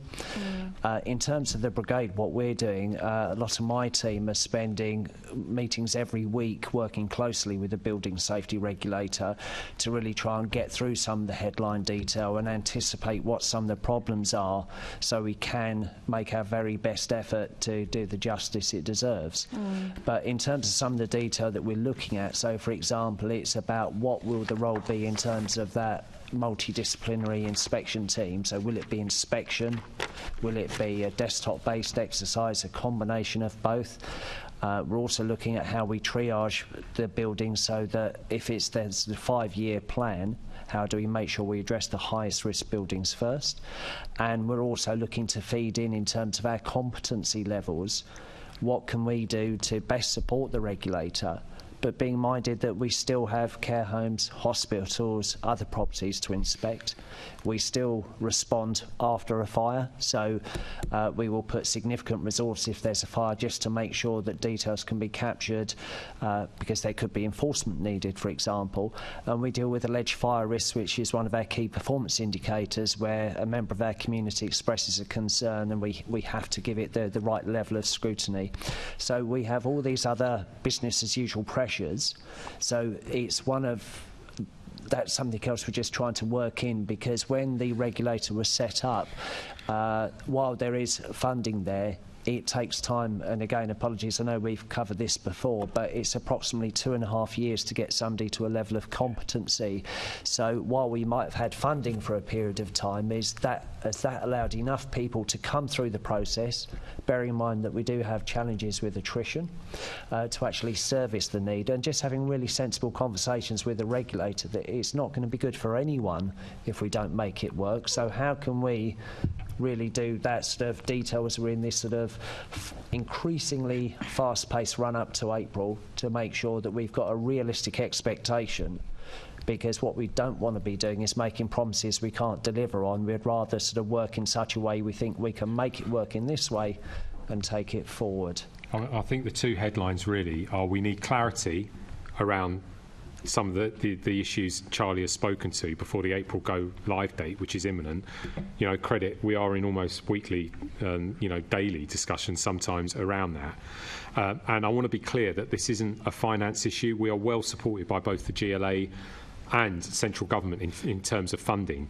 This is about the inadequacy of the National Education Framework to support competent assessment, which is a very long-standing issue that we have highlighted again and again and again. And again, I fully respect there is clear commitment from both central government and obviously in our intent to train as many people as possible. But you do not solve that just with money. That's about time and the ability to retain staff as well. So they're the two big issues for us. Competent, and it will be for anyone else involved in this space, both the people who build buildings, the people who design buildings, the people who inspect buildings, and obviously our role as effectively the fire safety regulator. Same people. So it's the people and the clarity of what they're going to do within the new regime. Very important, because if you think about the fire in Valencia, which is the most terrible example of an entirely failing building that looked, in so many ways identical to the awful tragedy of Grenfell. If we think about the fire we had in Wembley only a couple of weeks ago, the fact that we have over 1,250 buildings in London with simultaneous evacuation strategies in place, we need to get it right, because there is a clear and present danger there. Thank you. I think there's a lot of red flags here, to be honest. I'm feeling quite concerned about the run-up to April, the lack of clarity on details that...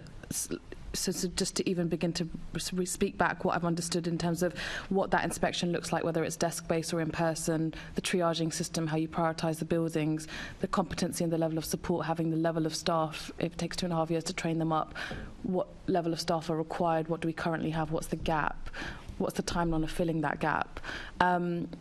I'm not necessarily sure what the next step is, other than to maybe, if, with the indulgence of the chair, ask for a sort of a write-up of what is needed in terms of clarity and what we can do from the committee to support that information getting there, because that's a lot of detail for the 1st of April, and I just want to know what we're actually doing to make sure you are fully prepared for that date, and otherwise is it going to get pushed back, and is that appropriate? So I think you're absolutely right to ask for that update. What I would ask the chair and the committee is if you could be patient with us, because I think it would be it wouldn't be right to write before we know the outcome of what is, like I've said, an almost daily process of kind of design and conversation. So I'd like to write at a point we've got much closer to the clarity, not least because the person who's got to write it, or the people who've got to write it, are the very people I need to solve the problem. So that's just me being frank. So I would like to give them the time and space running into April to really focus on getting us, because everyone's got the right intent in this space. Let me be clear, I don't think there's any cynicism. No, I agree with that. And to reiterate our intent on that, it's to support you in getting that 100%. information. And So I it's think not to add to the list of things to do, it's how do we help you do that list. I think this committee has a really powerful role in asking questions of all parties. And we've seen your help where you've written into government actually in a cross-party way before, and it's really helped us move things on. It may well be we get to that. All I'd ask really is that pause for now. If we could write to you at a point, and you know, I'm afraid I'm asking for a degree of trust here, that we think it's right to really clearly lay out. We will go into PERDA in 3 weeks' time. I think it's worth me also just flagging that timeline for you. That's fine. We will pause on it, but do use the committee as we can, because I mean, it's sort of just to follow up really. Do you feel confident you'll get that information in advance of the 1st of April? I think just to reflect on what the Commissioner said, in terms of the senior leadership team in fire safety, it's a significant amount of our time speaking with people at a senior level in the regulator to try and unpick and solve these problems. Part of a good partnership is providing challenge where we think it's appropriate to make sure we do get the right outcome. But sadly, my task in briefing the Commissioner is more, it can literally change from day to day. So, and I certainly think what we are pushing for is a realistic expectation of what will be happening, and the detail is changing from week to week, so it's just to confirm that. Okay, fingers crossed basically. Charlie, just another question on this. You might have already answered it, so excuse me if I've missed it in your answer, but is there any clarity on the enforcement role that the LFB will have under the building safety regulatory regime? So the enforcement's going to potentially fall out. We will still enforce under regulatory reform order. Local authority will enforce under there, is my understanding. We are currently doing a piece of work as well around remediation and remediation contribution orders, but that is something new to us in the fire space, or in the fire safety space, in terms of fire and rescue services. So what we are looking to do with that is doing some work that we'll hopefully be rolling out very shortly, where we'll be actually trialling a slightly new approach of using new powers under the Fire Safety Act in effect to try and address issues. I think the key point to make clear is we are working with government to make sure that we understand new powers and new regulations, and what we do have is, while if our enforcement policy statement is about compliance through people taking part, if we do need to enforce, I think you can't be a regulator if you don't take the enforcement action when you need to. So we will be looking to do that, and we are specifically looking at that, for example, with buildings where remediation has not been brought forward. But it does involve a fair bit of legal advice and detail. Okay, thank you for that. On to my next question, unless there's anything else either of you wanted to add on the building safety regulator. Okay. Commissioner, we've talked about this a couple of times just in terms of the second staircase. I know when we brought this up at plenary recently, you said that you're in sort of quite regular conversations with the government and DLUC in regards to getting some detail on the transitional arrangements, specifically the detail on what that second staircase should look like. But the committee is also interested in some of the responses that were in the second staircase consultation. We don't have that information yet. So could you provide an update on those conversations with DLUC? I think my most recent information is we will actually have that within the next couple of months, that detail. So please feel free to add any more information onto that. Just your mic, Commissioner. So, I mean, obviously I've repeatedly, as has Charlie in other forums, stated that there's an urgent need for regulation in respect to building safety and single staircases, but not just staircases, all the other measures that sit alongside more than one staircase, everything from emergency evacuation lifts to understanding how particularly disabled Londoners might leave a building, so seeing it alongside regulation, alongside PEEPs. You cannot separate the two things out. So in September, I wrote to the Secretary of State for Levelling Up Housing Communities to ask that the government urgently provide technical guidance so that developers are able to build safe homes in London. We welcome the government's decision to mandate second staircases in new residential buildings over 80 metres. That's a good thing. obviously, the Secretary of State has now announced in a written statement that the Building Safety Regulator will publish the new guidance on second staircases before the end of March. And we are in live kind of discussion with colleagues within that central government environment to understand what that means, making clear that the need for a second staircase in new multi-occupancy residential buildings that have a top occupied story above 18 metres is a mandate. So Secretary of State's been clear in that.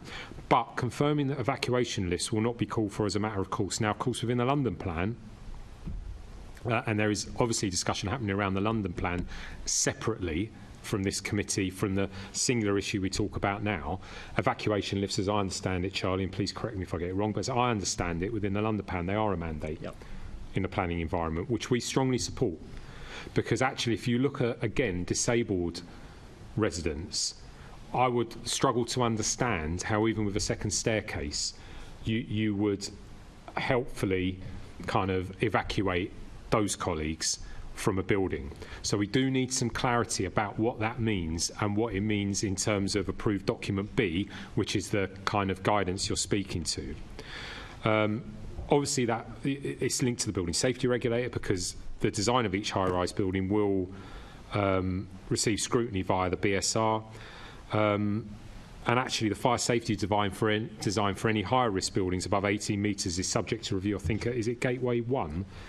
By fire safety professionals, by a multidisciplinary team, which you spoke to earlier at Gateway 2. But we do need to see the guidance. So we've not seen the guidance, the updated guidance, to understand the detail of what it really means in a London environment. So it's not lost on me, we're very different. We've got 9,000 of the UK's 12,000 high-rises. We are the most high-rise city in Europe, and that's growing exponentially. We see very complex design and build in London, 50, 60, 70-storey residential blocks with commercial aspects. I mean, if you look at the Shard, 10,000 people, complex, residential, a hospital, 3 restaurants, on top of significant commercial and office buildings, sat on top of one of the busiest transport interchanges in the world. You know, we're dealing in a different risk environment here. So whilst the guidance may well be kind of sufficient for lots of spaces in the UK, we're going to have to take a long, cold, hard look at it and be absolutely clear in our role as both a regulator and as the responder as to how it works in London. So we await that. I think credit to the Secretary of State. He has moved this stuff, though. So if we look at what has happened in this space since he assumed that role, he has moved this a long way forward. So again, we say this in the positive spirit of partnership and challenge. We just need to get it right. Thank you, and I would agree. I think that's the right approach, the positive partnership, because I think, we have seen a good pace of progression on this, on building safety. I would agree with that from the government. And you've sort of begun to touch on the last questions I have, which is around the evacuation guidelines. So I have in front of me to ask you, are the evacuation guidelines published by the government helpful to the brigade and firefighters? Do they go far enough? So you've already spoken about evacuation lifts. I will actually personally take that away and just explore the contrast between the London plan and national guidance on this one specifically. But more broadly, evacuation guidelines published by the government, how helpful are they to the brigade? Do they go far enough? So as a headline, we welcome the publishing of them, but I'm going to get Charlie to speak to the detail because we do have some questions. Yeah, thank you. And unfortunately, I can't give you a short answer now because if you read through the documents, some of the guidelines, it does leave a range of questions, particularly around, for example, disability evacuation and what our role is. So it's not to say that we've got a huge bone of contention, but with the level of detail in the document, it would be wrong for us to provide a response until we've properly analysed it and asked some questions back to government colleagues. Yeah, I mean, I think as a headline, if you read it depends how you read the document. The document's quite a short document, but you could see the document as expressing a kind of dependency on us to rescue people, which we've always been clear is not appropriate. Obviously, we have got the best response times in a global city in the world. Obviously, we are going to turn up in force, but I know from the huge number, as Charlie will, because he's had a similar operational career in AFB, of high-rises I've been to, and obviously the most terrible example of which is Grenfell. But at the point we're responding, the certainties around evacuation are not there. we will do our best. We have changed our high-rise procedures fundamentally. That's how you see an entire block evacuated in Wembley and at New Providence Wharf, and in all the other incidents in between since Grenfell. But that is not the same as predicating our responsibility for rescue into a guidance document. So I think if we read it that way, we have got some questions to ask around it, because we've always been clear in the context of PEEPs or residential PEEPs, EEIS, whatever way you determine it, that whilst absolutely we should have a responsibility for rescue in the worst circumstances, we can provide no guarantee.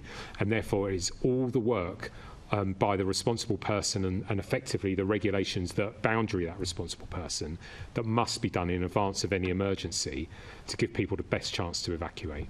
Absolutely, you can't be set up to fail. You need government regulation on that. And that answers my next question, which is really, the Grenfell Tower Inquiry Phase 1 report itself recommended that vulnerable residents in high-rise buildings should have personal emergency evacuation plans. So my question is, do you still support that? And I'd actually, rather than answering for you, give you the chance to answer it. But A, do you support that? And B, I suppose what you've outlined as lacking in the evacuation guidelines, what does that conversation look like with government around that?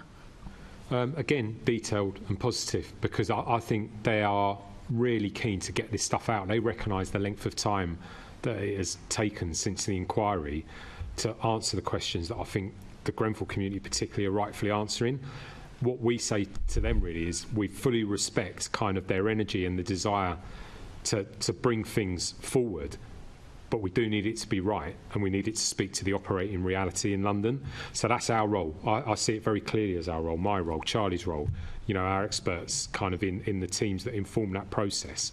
We have yet to see the response to the EEIS consultation. We were very clear that we support the principle of personal evacuation plans for disabled residents, but we recognise there is a practical reality which actually should be informed by disabled residents themselves. They are the experts. All the disabled residents of high-rises I've spoken to have good ideas about how you would practically implement to a level that principle. Just out of interest, what are they? What are those ideas? Well, it's everything from having a personalised plan to something that speaks individually to your disability. So actually, really obvious things like if you're deaf, you have a strobe alarm in your flat. Actually, is it about better guardrail in the staircase? Is it actually even about a conversation early on about where you get housed, potentially? Is it your emergency evacuation lift? Is it about a friends and neighbours scheme within your block? Although you can't guarantee that, actually may well provide you a first line of mitigation where someone can be trained within your community to help you evacuate. They came forward with a wealth of useful points that provided a kind of triage approach to someone's individual needs, and we should be starting with that because everyone has slightly different needs in this space. So that's where you need to, I think, establish the principles.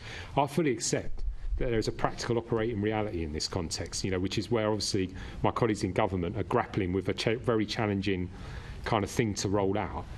But we should stick to the principle and the intent. And actually, I think if we put our disabled residents in London at the heart of the decision-making and planning, we'll probably get to the right answer. I think they've moved a long way from our initial. So they've done 2 consultations. So I think they've moved a long way in the second consultation response from the early drafts I saw. But I do need to see the end result for us to be confident it gives disabled residents what we think is necessary and doesn't predicate their safety on simply our rescue response. It can't be that way. That was really substantial. Thank you very much. And I imagine you are, and I have full confidence that you're taking away these conversations and the specificities that you've talked about coming from disabled residents to government around their evacuation guidelines. So I will rest assured that you're taking those conversations back. And thank you for that. That's really helpful. I'm going to pass over to the Chair. Yeah, thank you. Assemblymember Boff.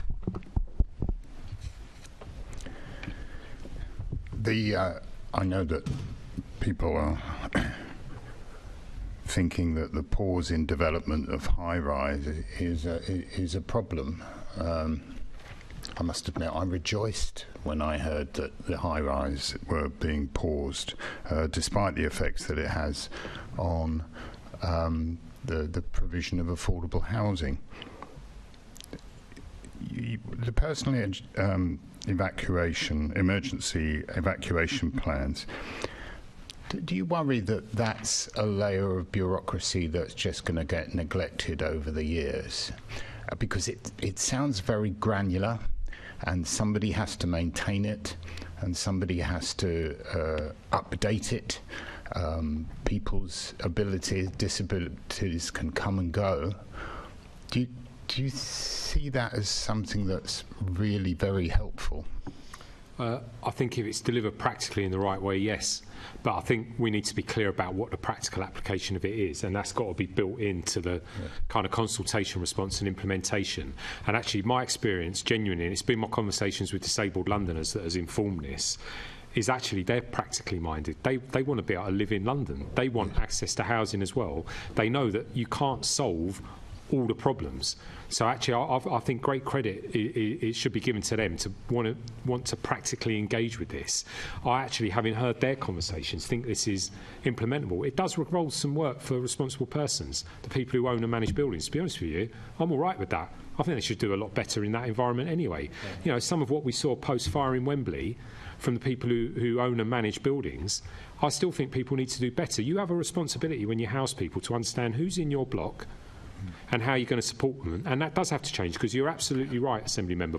People can become disabled as they age, or actually can kind of resolve an issue. My question is not about the aspiration of those peeps, which is entirely right. It's whether or not practically that can be delivered, and whether or not it's just something that looks like you're doing the job or actually doing the job, and that's my concern. And I just worry that the bureaucracy in the future may make them not worth the paper they're written on. I think there's always a challenge when you introduce a new system. It doesn't become a barrier to actual practical safety. I think that is actually, I think we're both saying the same thing. It's got to be practically implementable. It's got to be practical. I'm not really all that interested in a legislative change that speaks to a principle but doesn't actually make disabled residents safer. So I think it's got to be seated in practical reality. But I do think, genuinely, there is both the capacity and the responsibility for building owners to do better in this space. It's not just about peeps.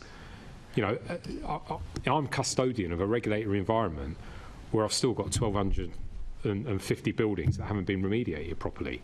So I just think there is both the capacity and kind of the responsibility to do better. So I fully accept your point, which is that if you make it completely onerous or meaningless in its bureaucracy, you know, it won't happen. But I do think that we have neglected, and I would say this stretch backs into the construction sector as well. I think in this country we have neglected our responsibilities in the context of both construction and then forward management of buildings. And actually the cost of that is exponential.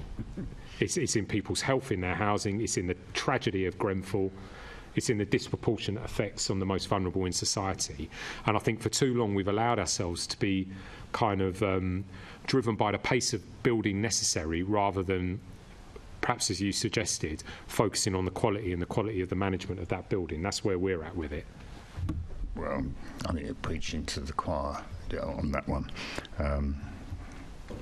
I mean, your tone when you were talking of this article indicates to me that you wouldn't regret a pause on high-rise developments in London.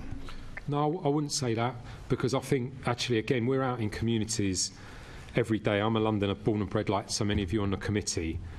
I've seen, you know, my own family members impacted by a lack of housing and quality housing. You know, hard-working London people who are earning money, are paying. I'm talking about high-rise housing. But I'm not sure how else we solve it in the London environment because of the density of population. I've got no issue with high-rise housing. I think we need to build high-rise housing to address some of the other kind of societal issues. I just want them to be well built and well maintained and to a safety standard that enables us to get people out if we need to and takes into account the individual needs of residents. I don't think that's a big ask, because I can look at other regulatory regimes in other countries of dense urban population who do just that. If I go to Germany, the standard of quality construction is exponentially different from my point of view to here, because they have built a framework of education and regulatory process that supports a better kind of delivery of construction. And I think, again, you know, I'm quite sure people in the construction industry are listening to this. Please hold yourself responsible. We have big multinational companies in this town who also build within other regulatory environments and can hold themselves to that standard. So I can completely understand your concern, but I'm not against high-rise living. Another time we'll have a conversation over a beer about how you can get low, high density. Anyway, are the LFB ever consulted on boroughs' housing allocation policies? That's a good question. Charlie, can you answer that? I won't believe we... To the very best of my knowledge, no. We're not statutory on the planning stage, but we try to make sure we're involved with all high risk. Obviously, that's changing with the building safety regulator, and we're statutory consultee for the building regs consultations.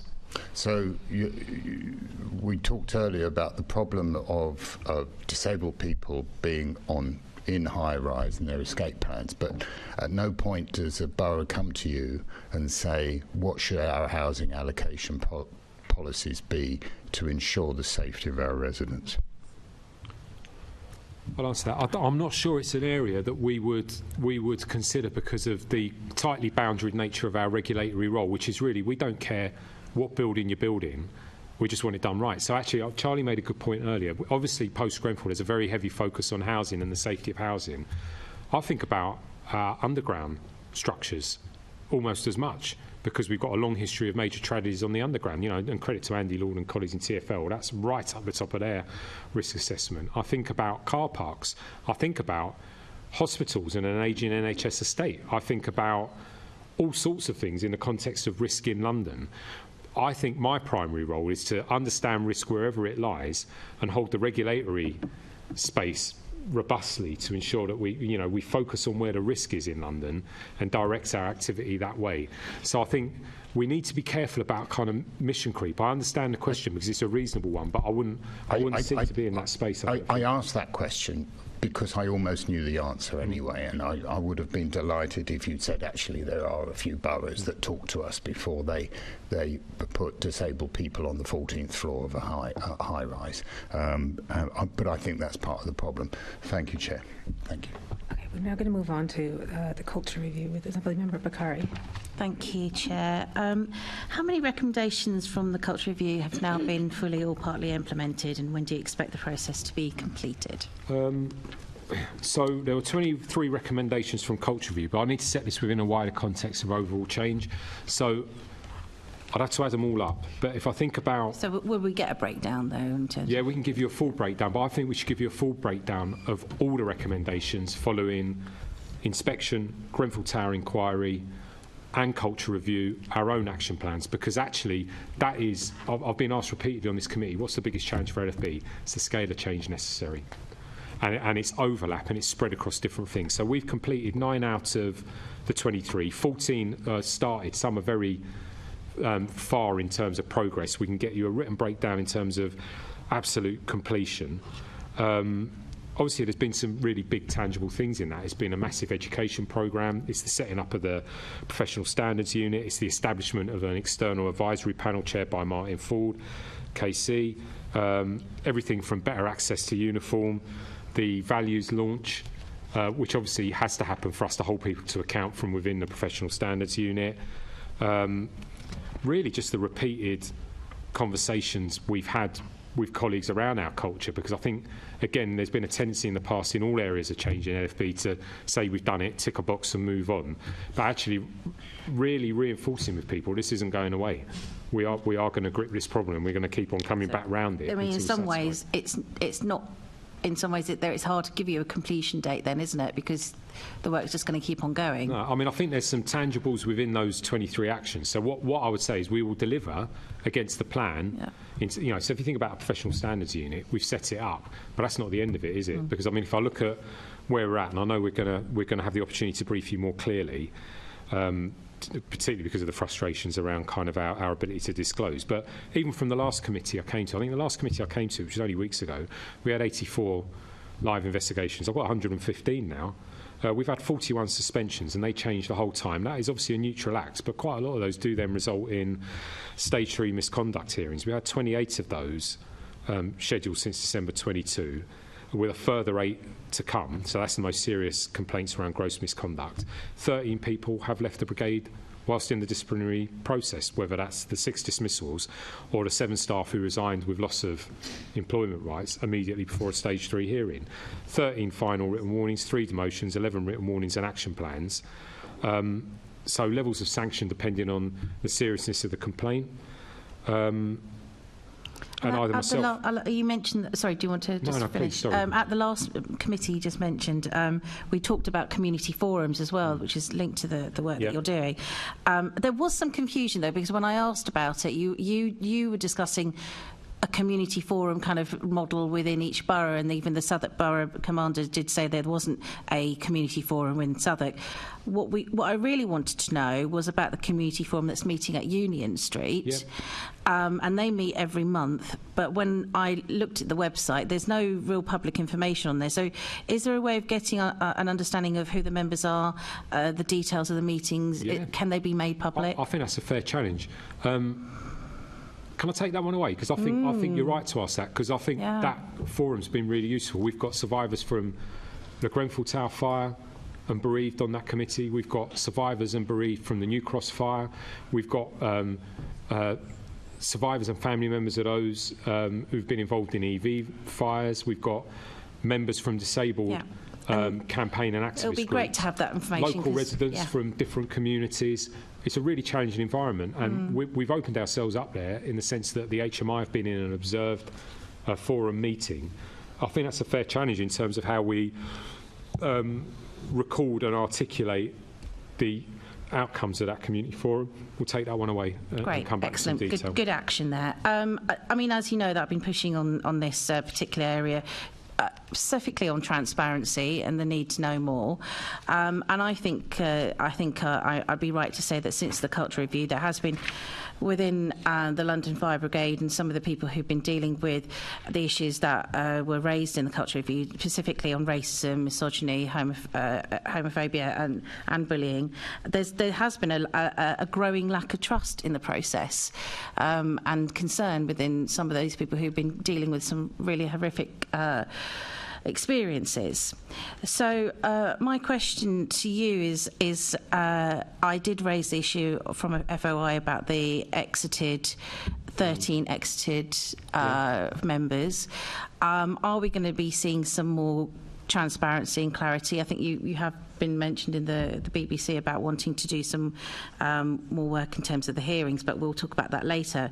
What's going to happen now to make sure that we are getting some more transparency? So we're taking some guidance at the moment about how we can dissect it and effectively not break employment law, because the reality is amongst those 13, I'm going to say it now on public record again, because this is now about my integrity, that I'm telling you now people have been exited on the basis of sexual harassment, bullying, discrimination, very poor behaviours of the worst kind that stretch across that gamut of what you've just described.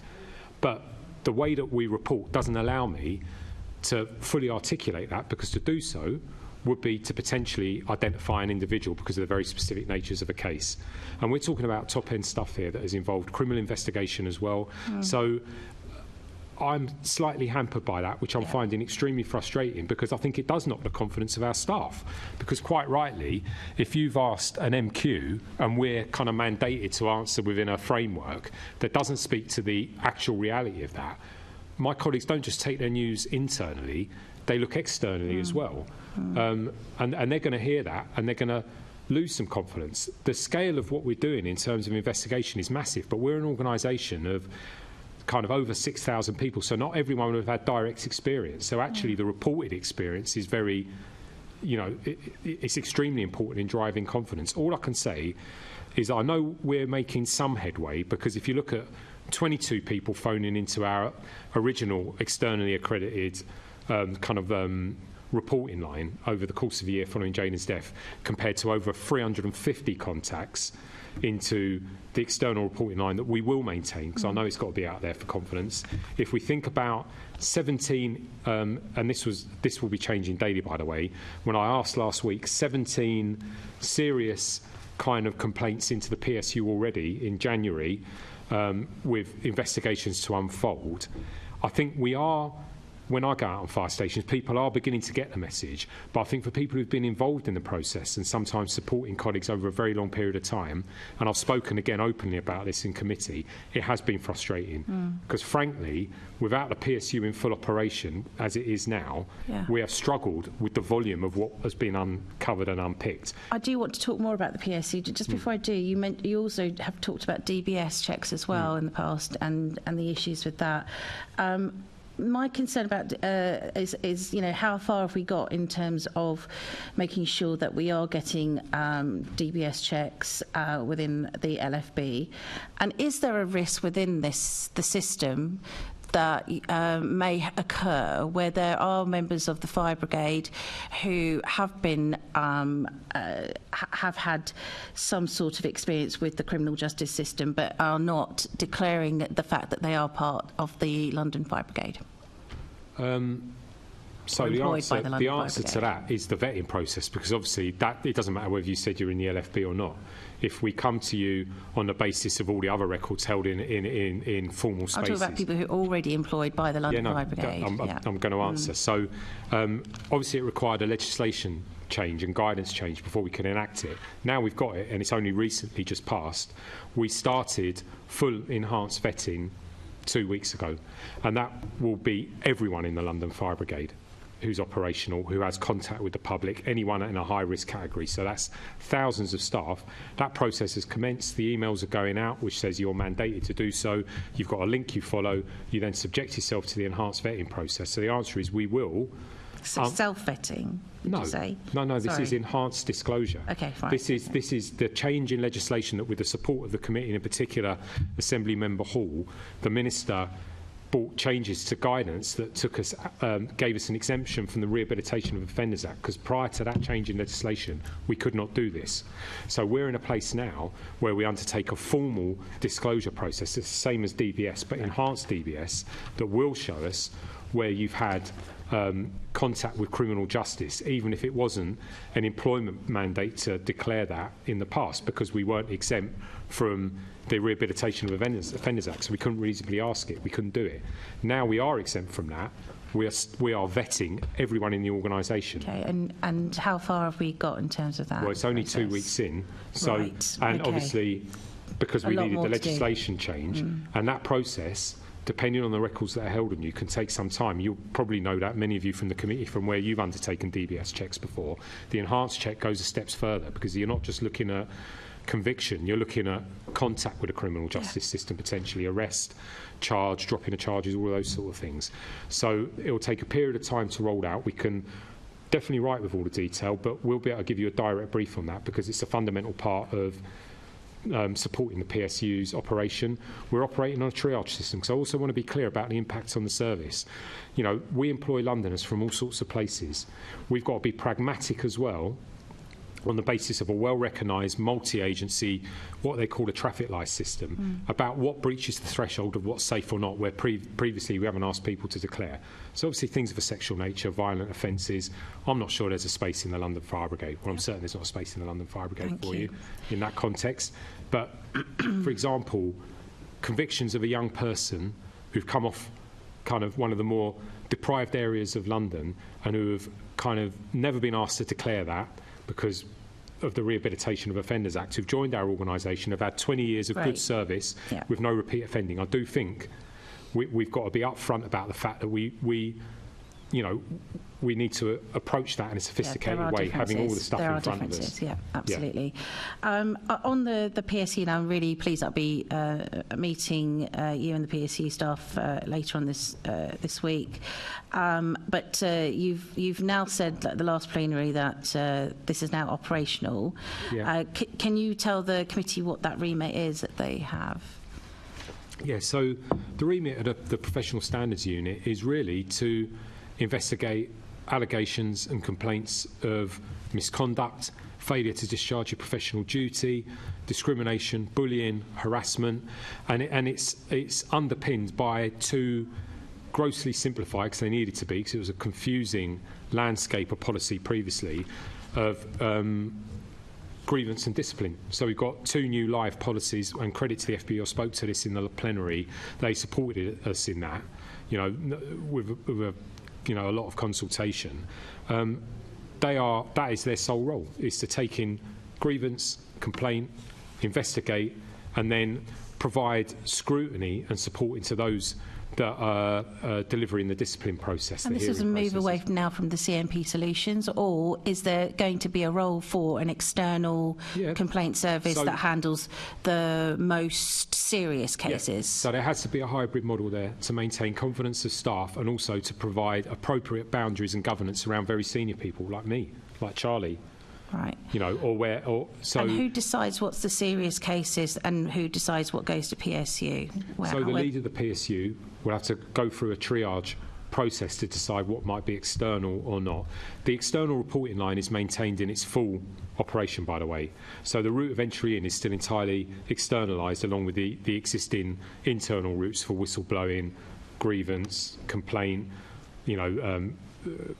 complaint from members of the public or police colleagues, for example, arresting a colleague, whatever it might be. There's a number of different routes in, but it comes into the PSU. There's then a triage system that will determine the risk. That will be auditable. So, where there's no risk of any cases being put in the wrong place, for example, or not being investigated properly. If the triage process is followed properly, no. But I would expect the work of the PSU to be open to scrutiny. So it's not a secret unit. This is, and in fact, I would argue it's got to be the most transparent unit in the London Fire Brigade. And whilst we have to protect individual participants inside those processes, I mean, we've talked at length about this because of individuals' right to kind of confidentiality, etc. In terms of their overall operation, I'm expecting our Audit and Risk Committee to look at it. Martin Ford has already told me it's a subject of analysis for the advisory panel and scrutiny panel. The HMI have been into the PSU this week as part of the revisit to unpick all, because they're bound differently by GPDR as effectively our regulator, so they can have open access to everything we're doing. The PSU members, they are members of the LFB, aren't they? And yes. So how do we know that these people who are being selected for the PSU are qualified, trained, have the right skills and ability to do this role? Because they've gone through a formal process to select them. What's the formal process? So, same as you would for any job role, which is a clear job description, the requirement for the skills and training you need to deliver that role.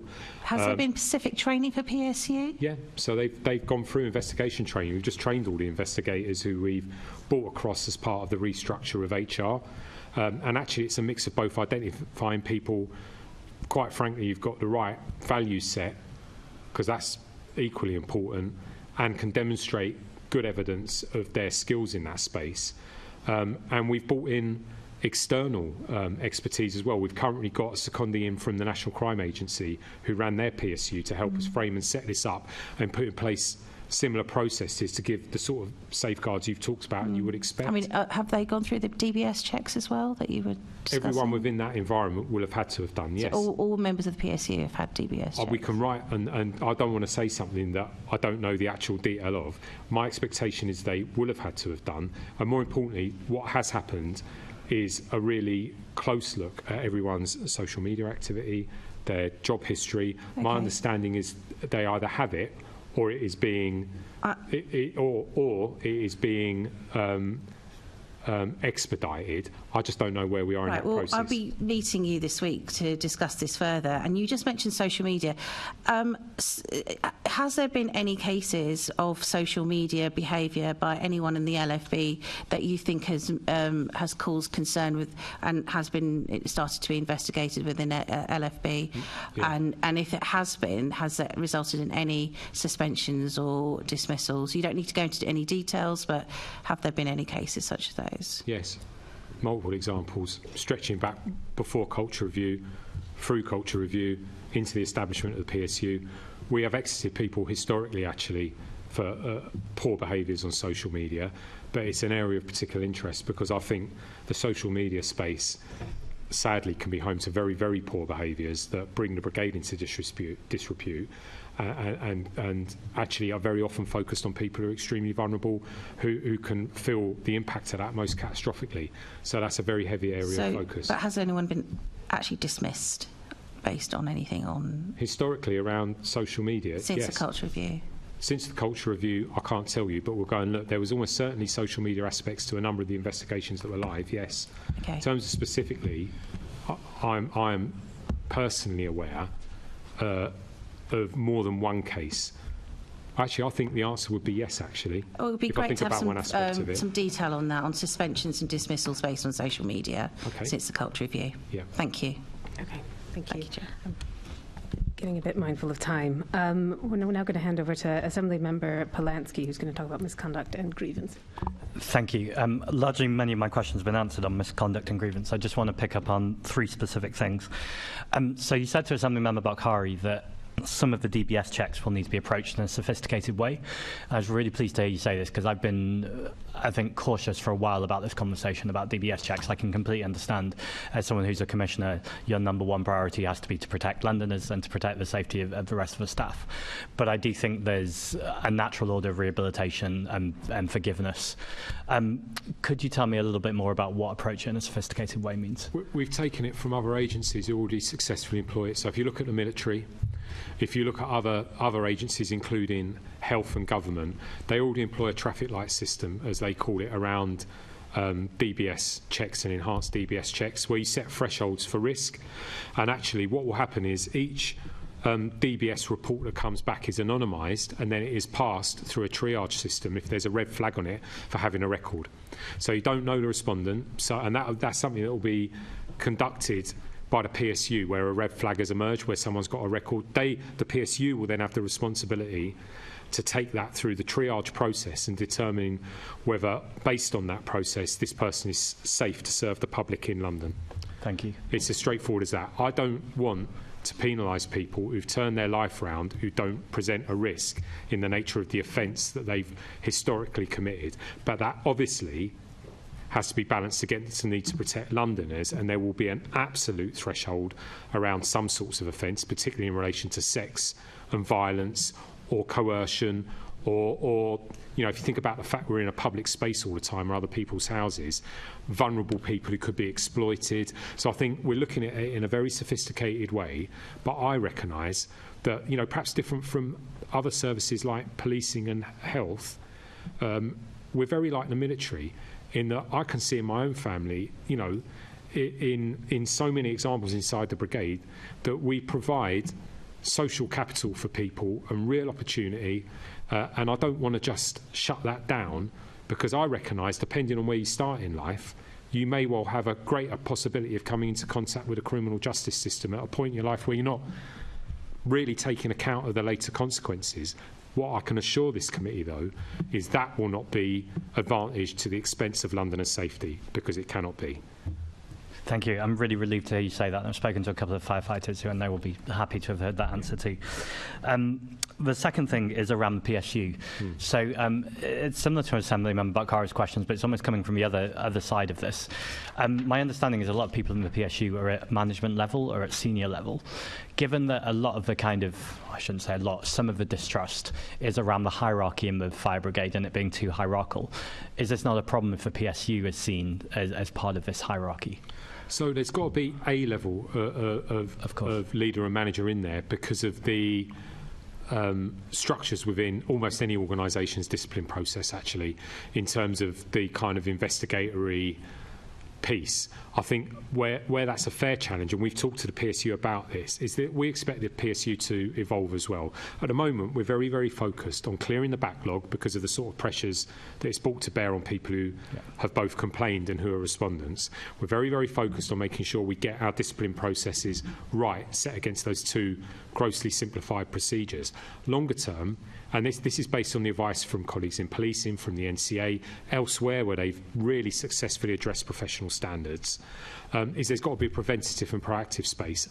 I think that's where you might find rank and file firefighters, staff at junior levels, being part of the kind of delivery of education and conversation because I can see that you do need your messengers to credibly kind of encourage people to report.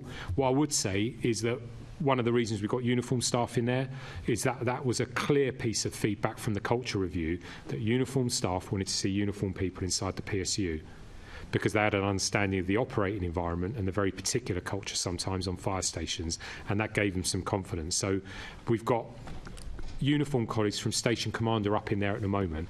I'd be open to flexing that, but it would need to work in the context of the boundaries of the discipline process, and it may well be they're more focused on prevention and kind of proactive addressing of culture and behaviours and spreading the message. Okay, it makes sense. It sounds like it's going to be an evolution.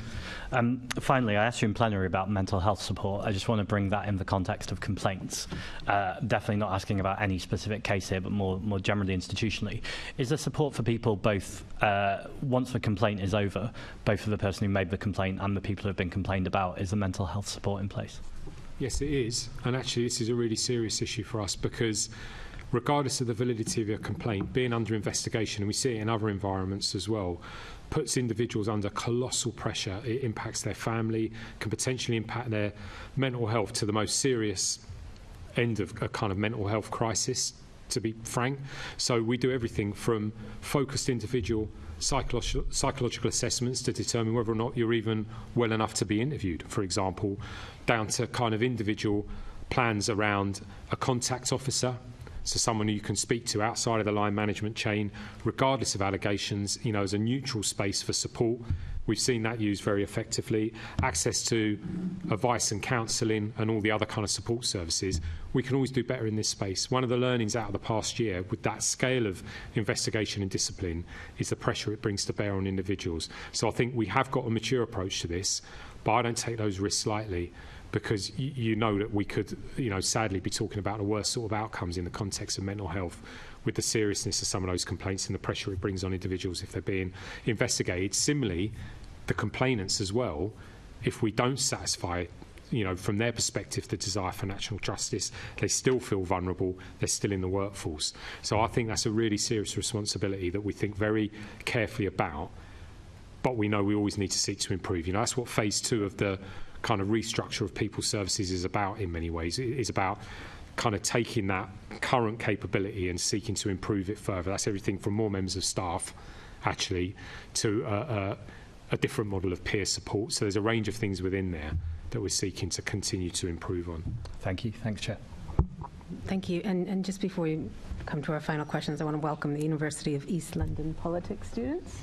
You're very welcome to today's meeting of the Fire Committee. And Assembly Member Hall. Okay, we're a bit pushed for time, but I would like to say I'm really pleased to hear what you said about those that have been under investigation. They must be looked after as well. So thank you for that. Very, very quickly, Commissioner, employment tribunals. So has a process been established yet for learning lessons from employment tribunal decisions?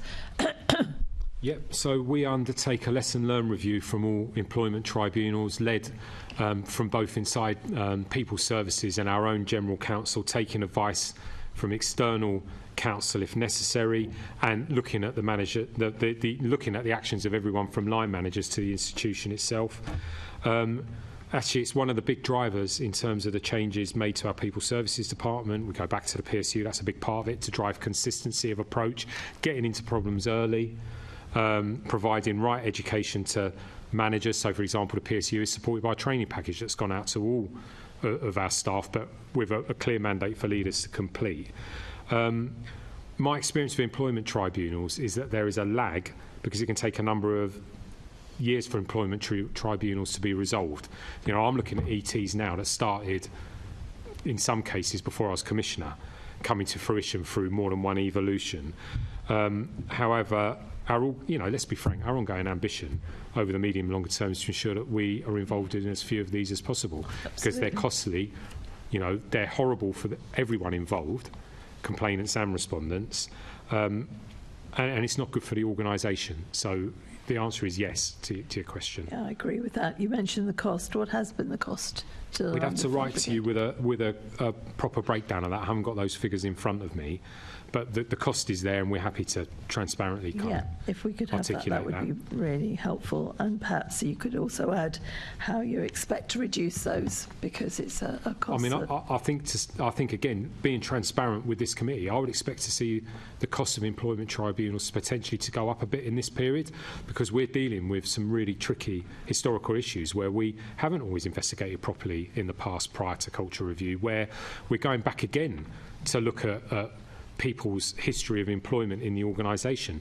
Even the process of enhanced vetting may bring us employment challenge, because we're going from a space where we never mandated you to declare this to now where we are, and that might have a direct impact on our employment. So I can see costs going up, but if we're going to succeed, then we've got to see them come back down again from all the actions that are laid out, from PSU to training to kind of support to colleagues. I mean, have you got a ballpark figure for the last 3 years? I'm afraid I haven't, and if I did, I genuinely would give it to Assembly Member Hall. Okay, fine, thank you. Last question for the Privacy for All programme. How many fire stations have now got separate facilities for men and women under the Privacy for All programme, and which ones are scheduled to be completed in the next year?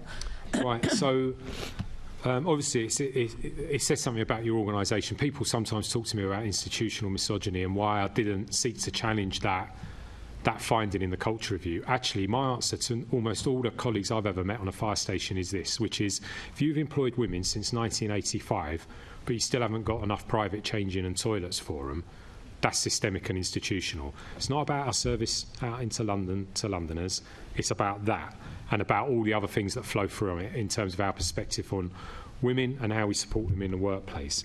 So this was very important to me. Credit to the GLA, we secured investment of 10 million in 2021, even in advance of culture review landing, to do the work, and that was focused on the stations that needed it the most, so 82 fire stations. We've had further investment since, which has bought another £1 million worth of accelerations. So far to date, 21 stations have been completed. We've got 3 stations where work's happening on site. 2 additional stations are due to start and finish before the end of this financial year. 17 are in tender and 34 are in design. But you can see that, having left it from 1985 to 2021, we're effectively having to do this in every single part of the estate where it doesn't exist. We can't do that in 1 year. It's too disruptive. No, but absolutely. And for somebody who's been around every fire station you have, to find women's quarters underneath the stairs, that's unforgivable. And on and on, it's appalling. Unforgivable. And even these figures, you have to accept, are not very good. But I do understand the position you're in. I know we're under time constraints. Thank you, Commissioner. Oh, we're just getting to the last words of the last meeting until we go into PERDA and reassemble in May. So I just want to thank you to all our guests for your contributions today. We have a few shorter items of business before we conclude. And can we note the report and today's discussion? No. Can we also delegate authority to me as chair in consultation with party group lead members to agree any output from the discussion? And just on a personal note, I want to thank all the members of the committee, all of the staff for all of your very many hours, the Commissioner, the LFB, the FBU, all of the residents we've had the absolute pleasure of meeting with throughout this year and the last 3 years. In fact, it's been a real pleasure to be on those visits, both in fire stations, but also with residents who are still stuck in unsafe buildings. We have real challenges with climate change, with wildfires, with flooding, and significant culture review. So just thank you, everyone, and I want to thank the committee. The Deputy Mayor. And of course, the Deputy Mayor. Thank you, Susan. Good grief. Yes, and the Deputy Mayor. But also just to say that we've dealt with some really difficult topics in here, and so I want to thank everyone for their maturity and at times patience and at times willingness to be very, very flexible, sometimes at the last minute, including today. So just thank you to everyone for all your involvement. Chair, could I just reflect those thanks back? Because actually, if we think about the last 7 years since the terrible tragedy of the Grenfell Tower fire, actually the scrutiny and challenge that this committee brings to bear, along with colleagues in the Inspectorate, and in central government and elsewhere. But this scrutiny specifically, because it's of London for London, isn't it?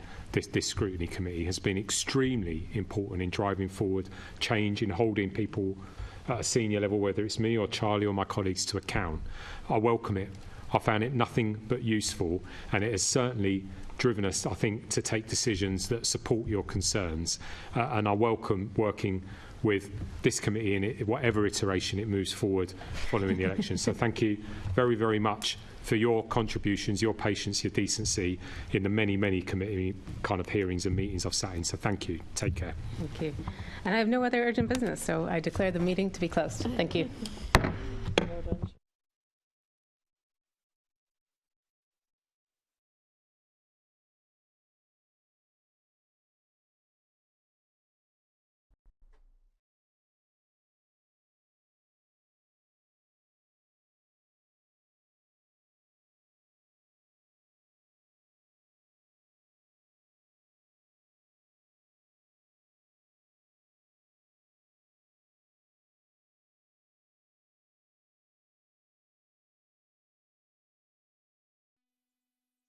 This is the broadcast from City Hall, the home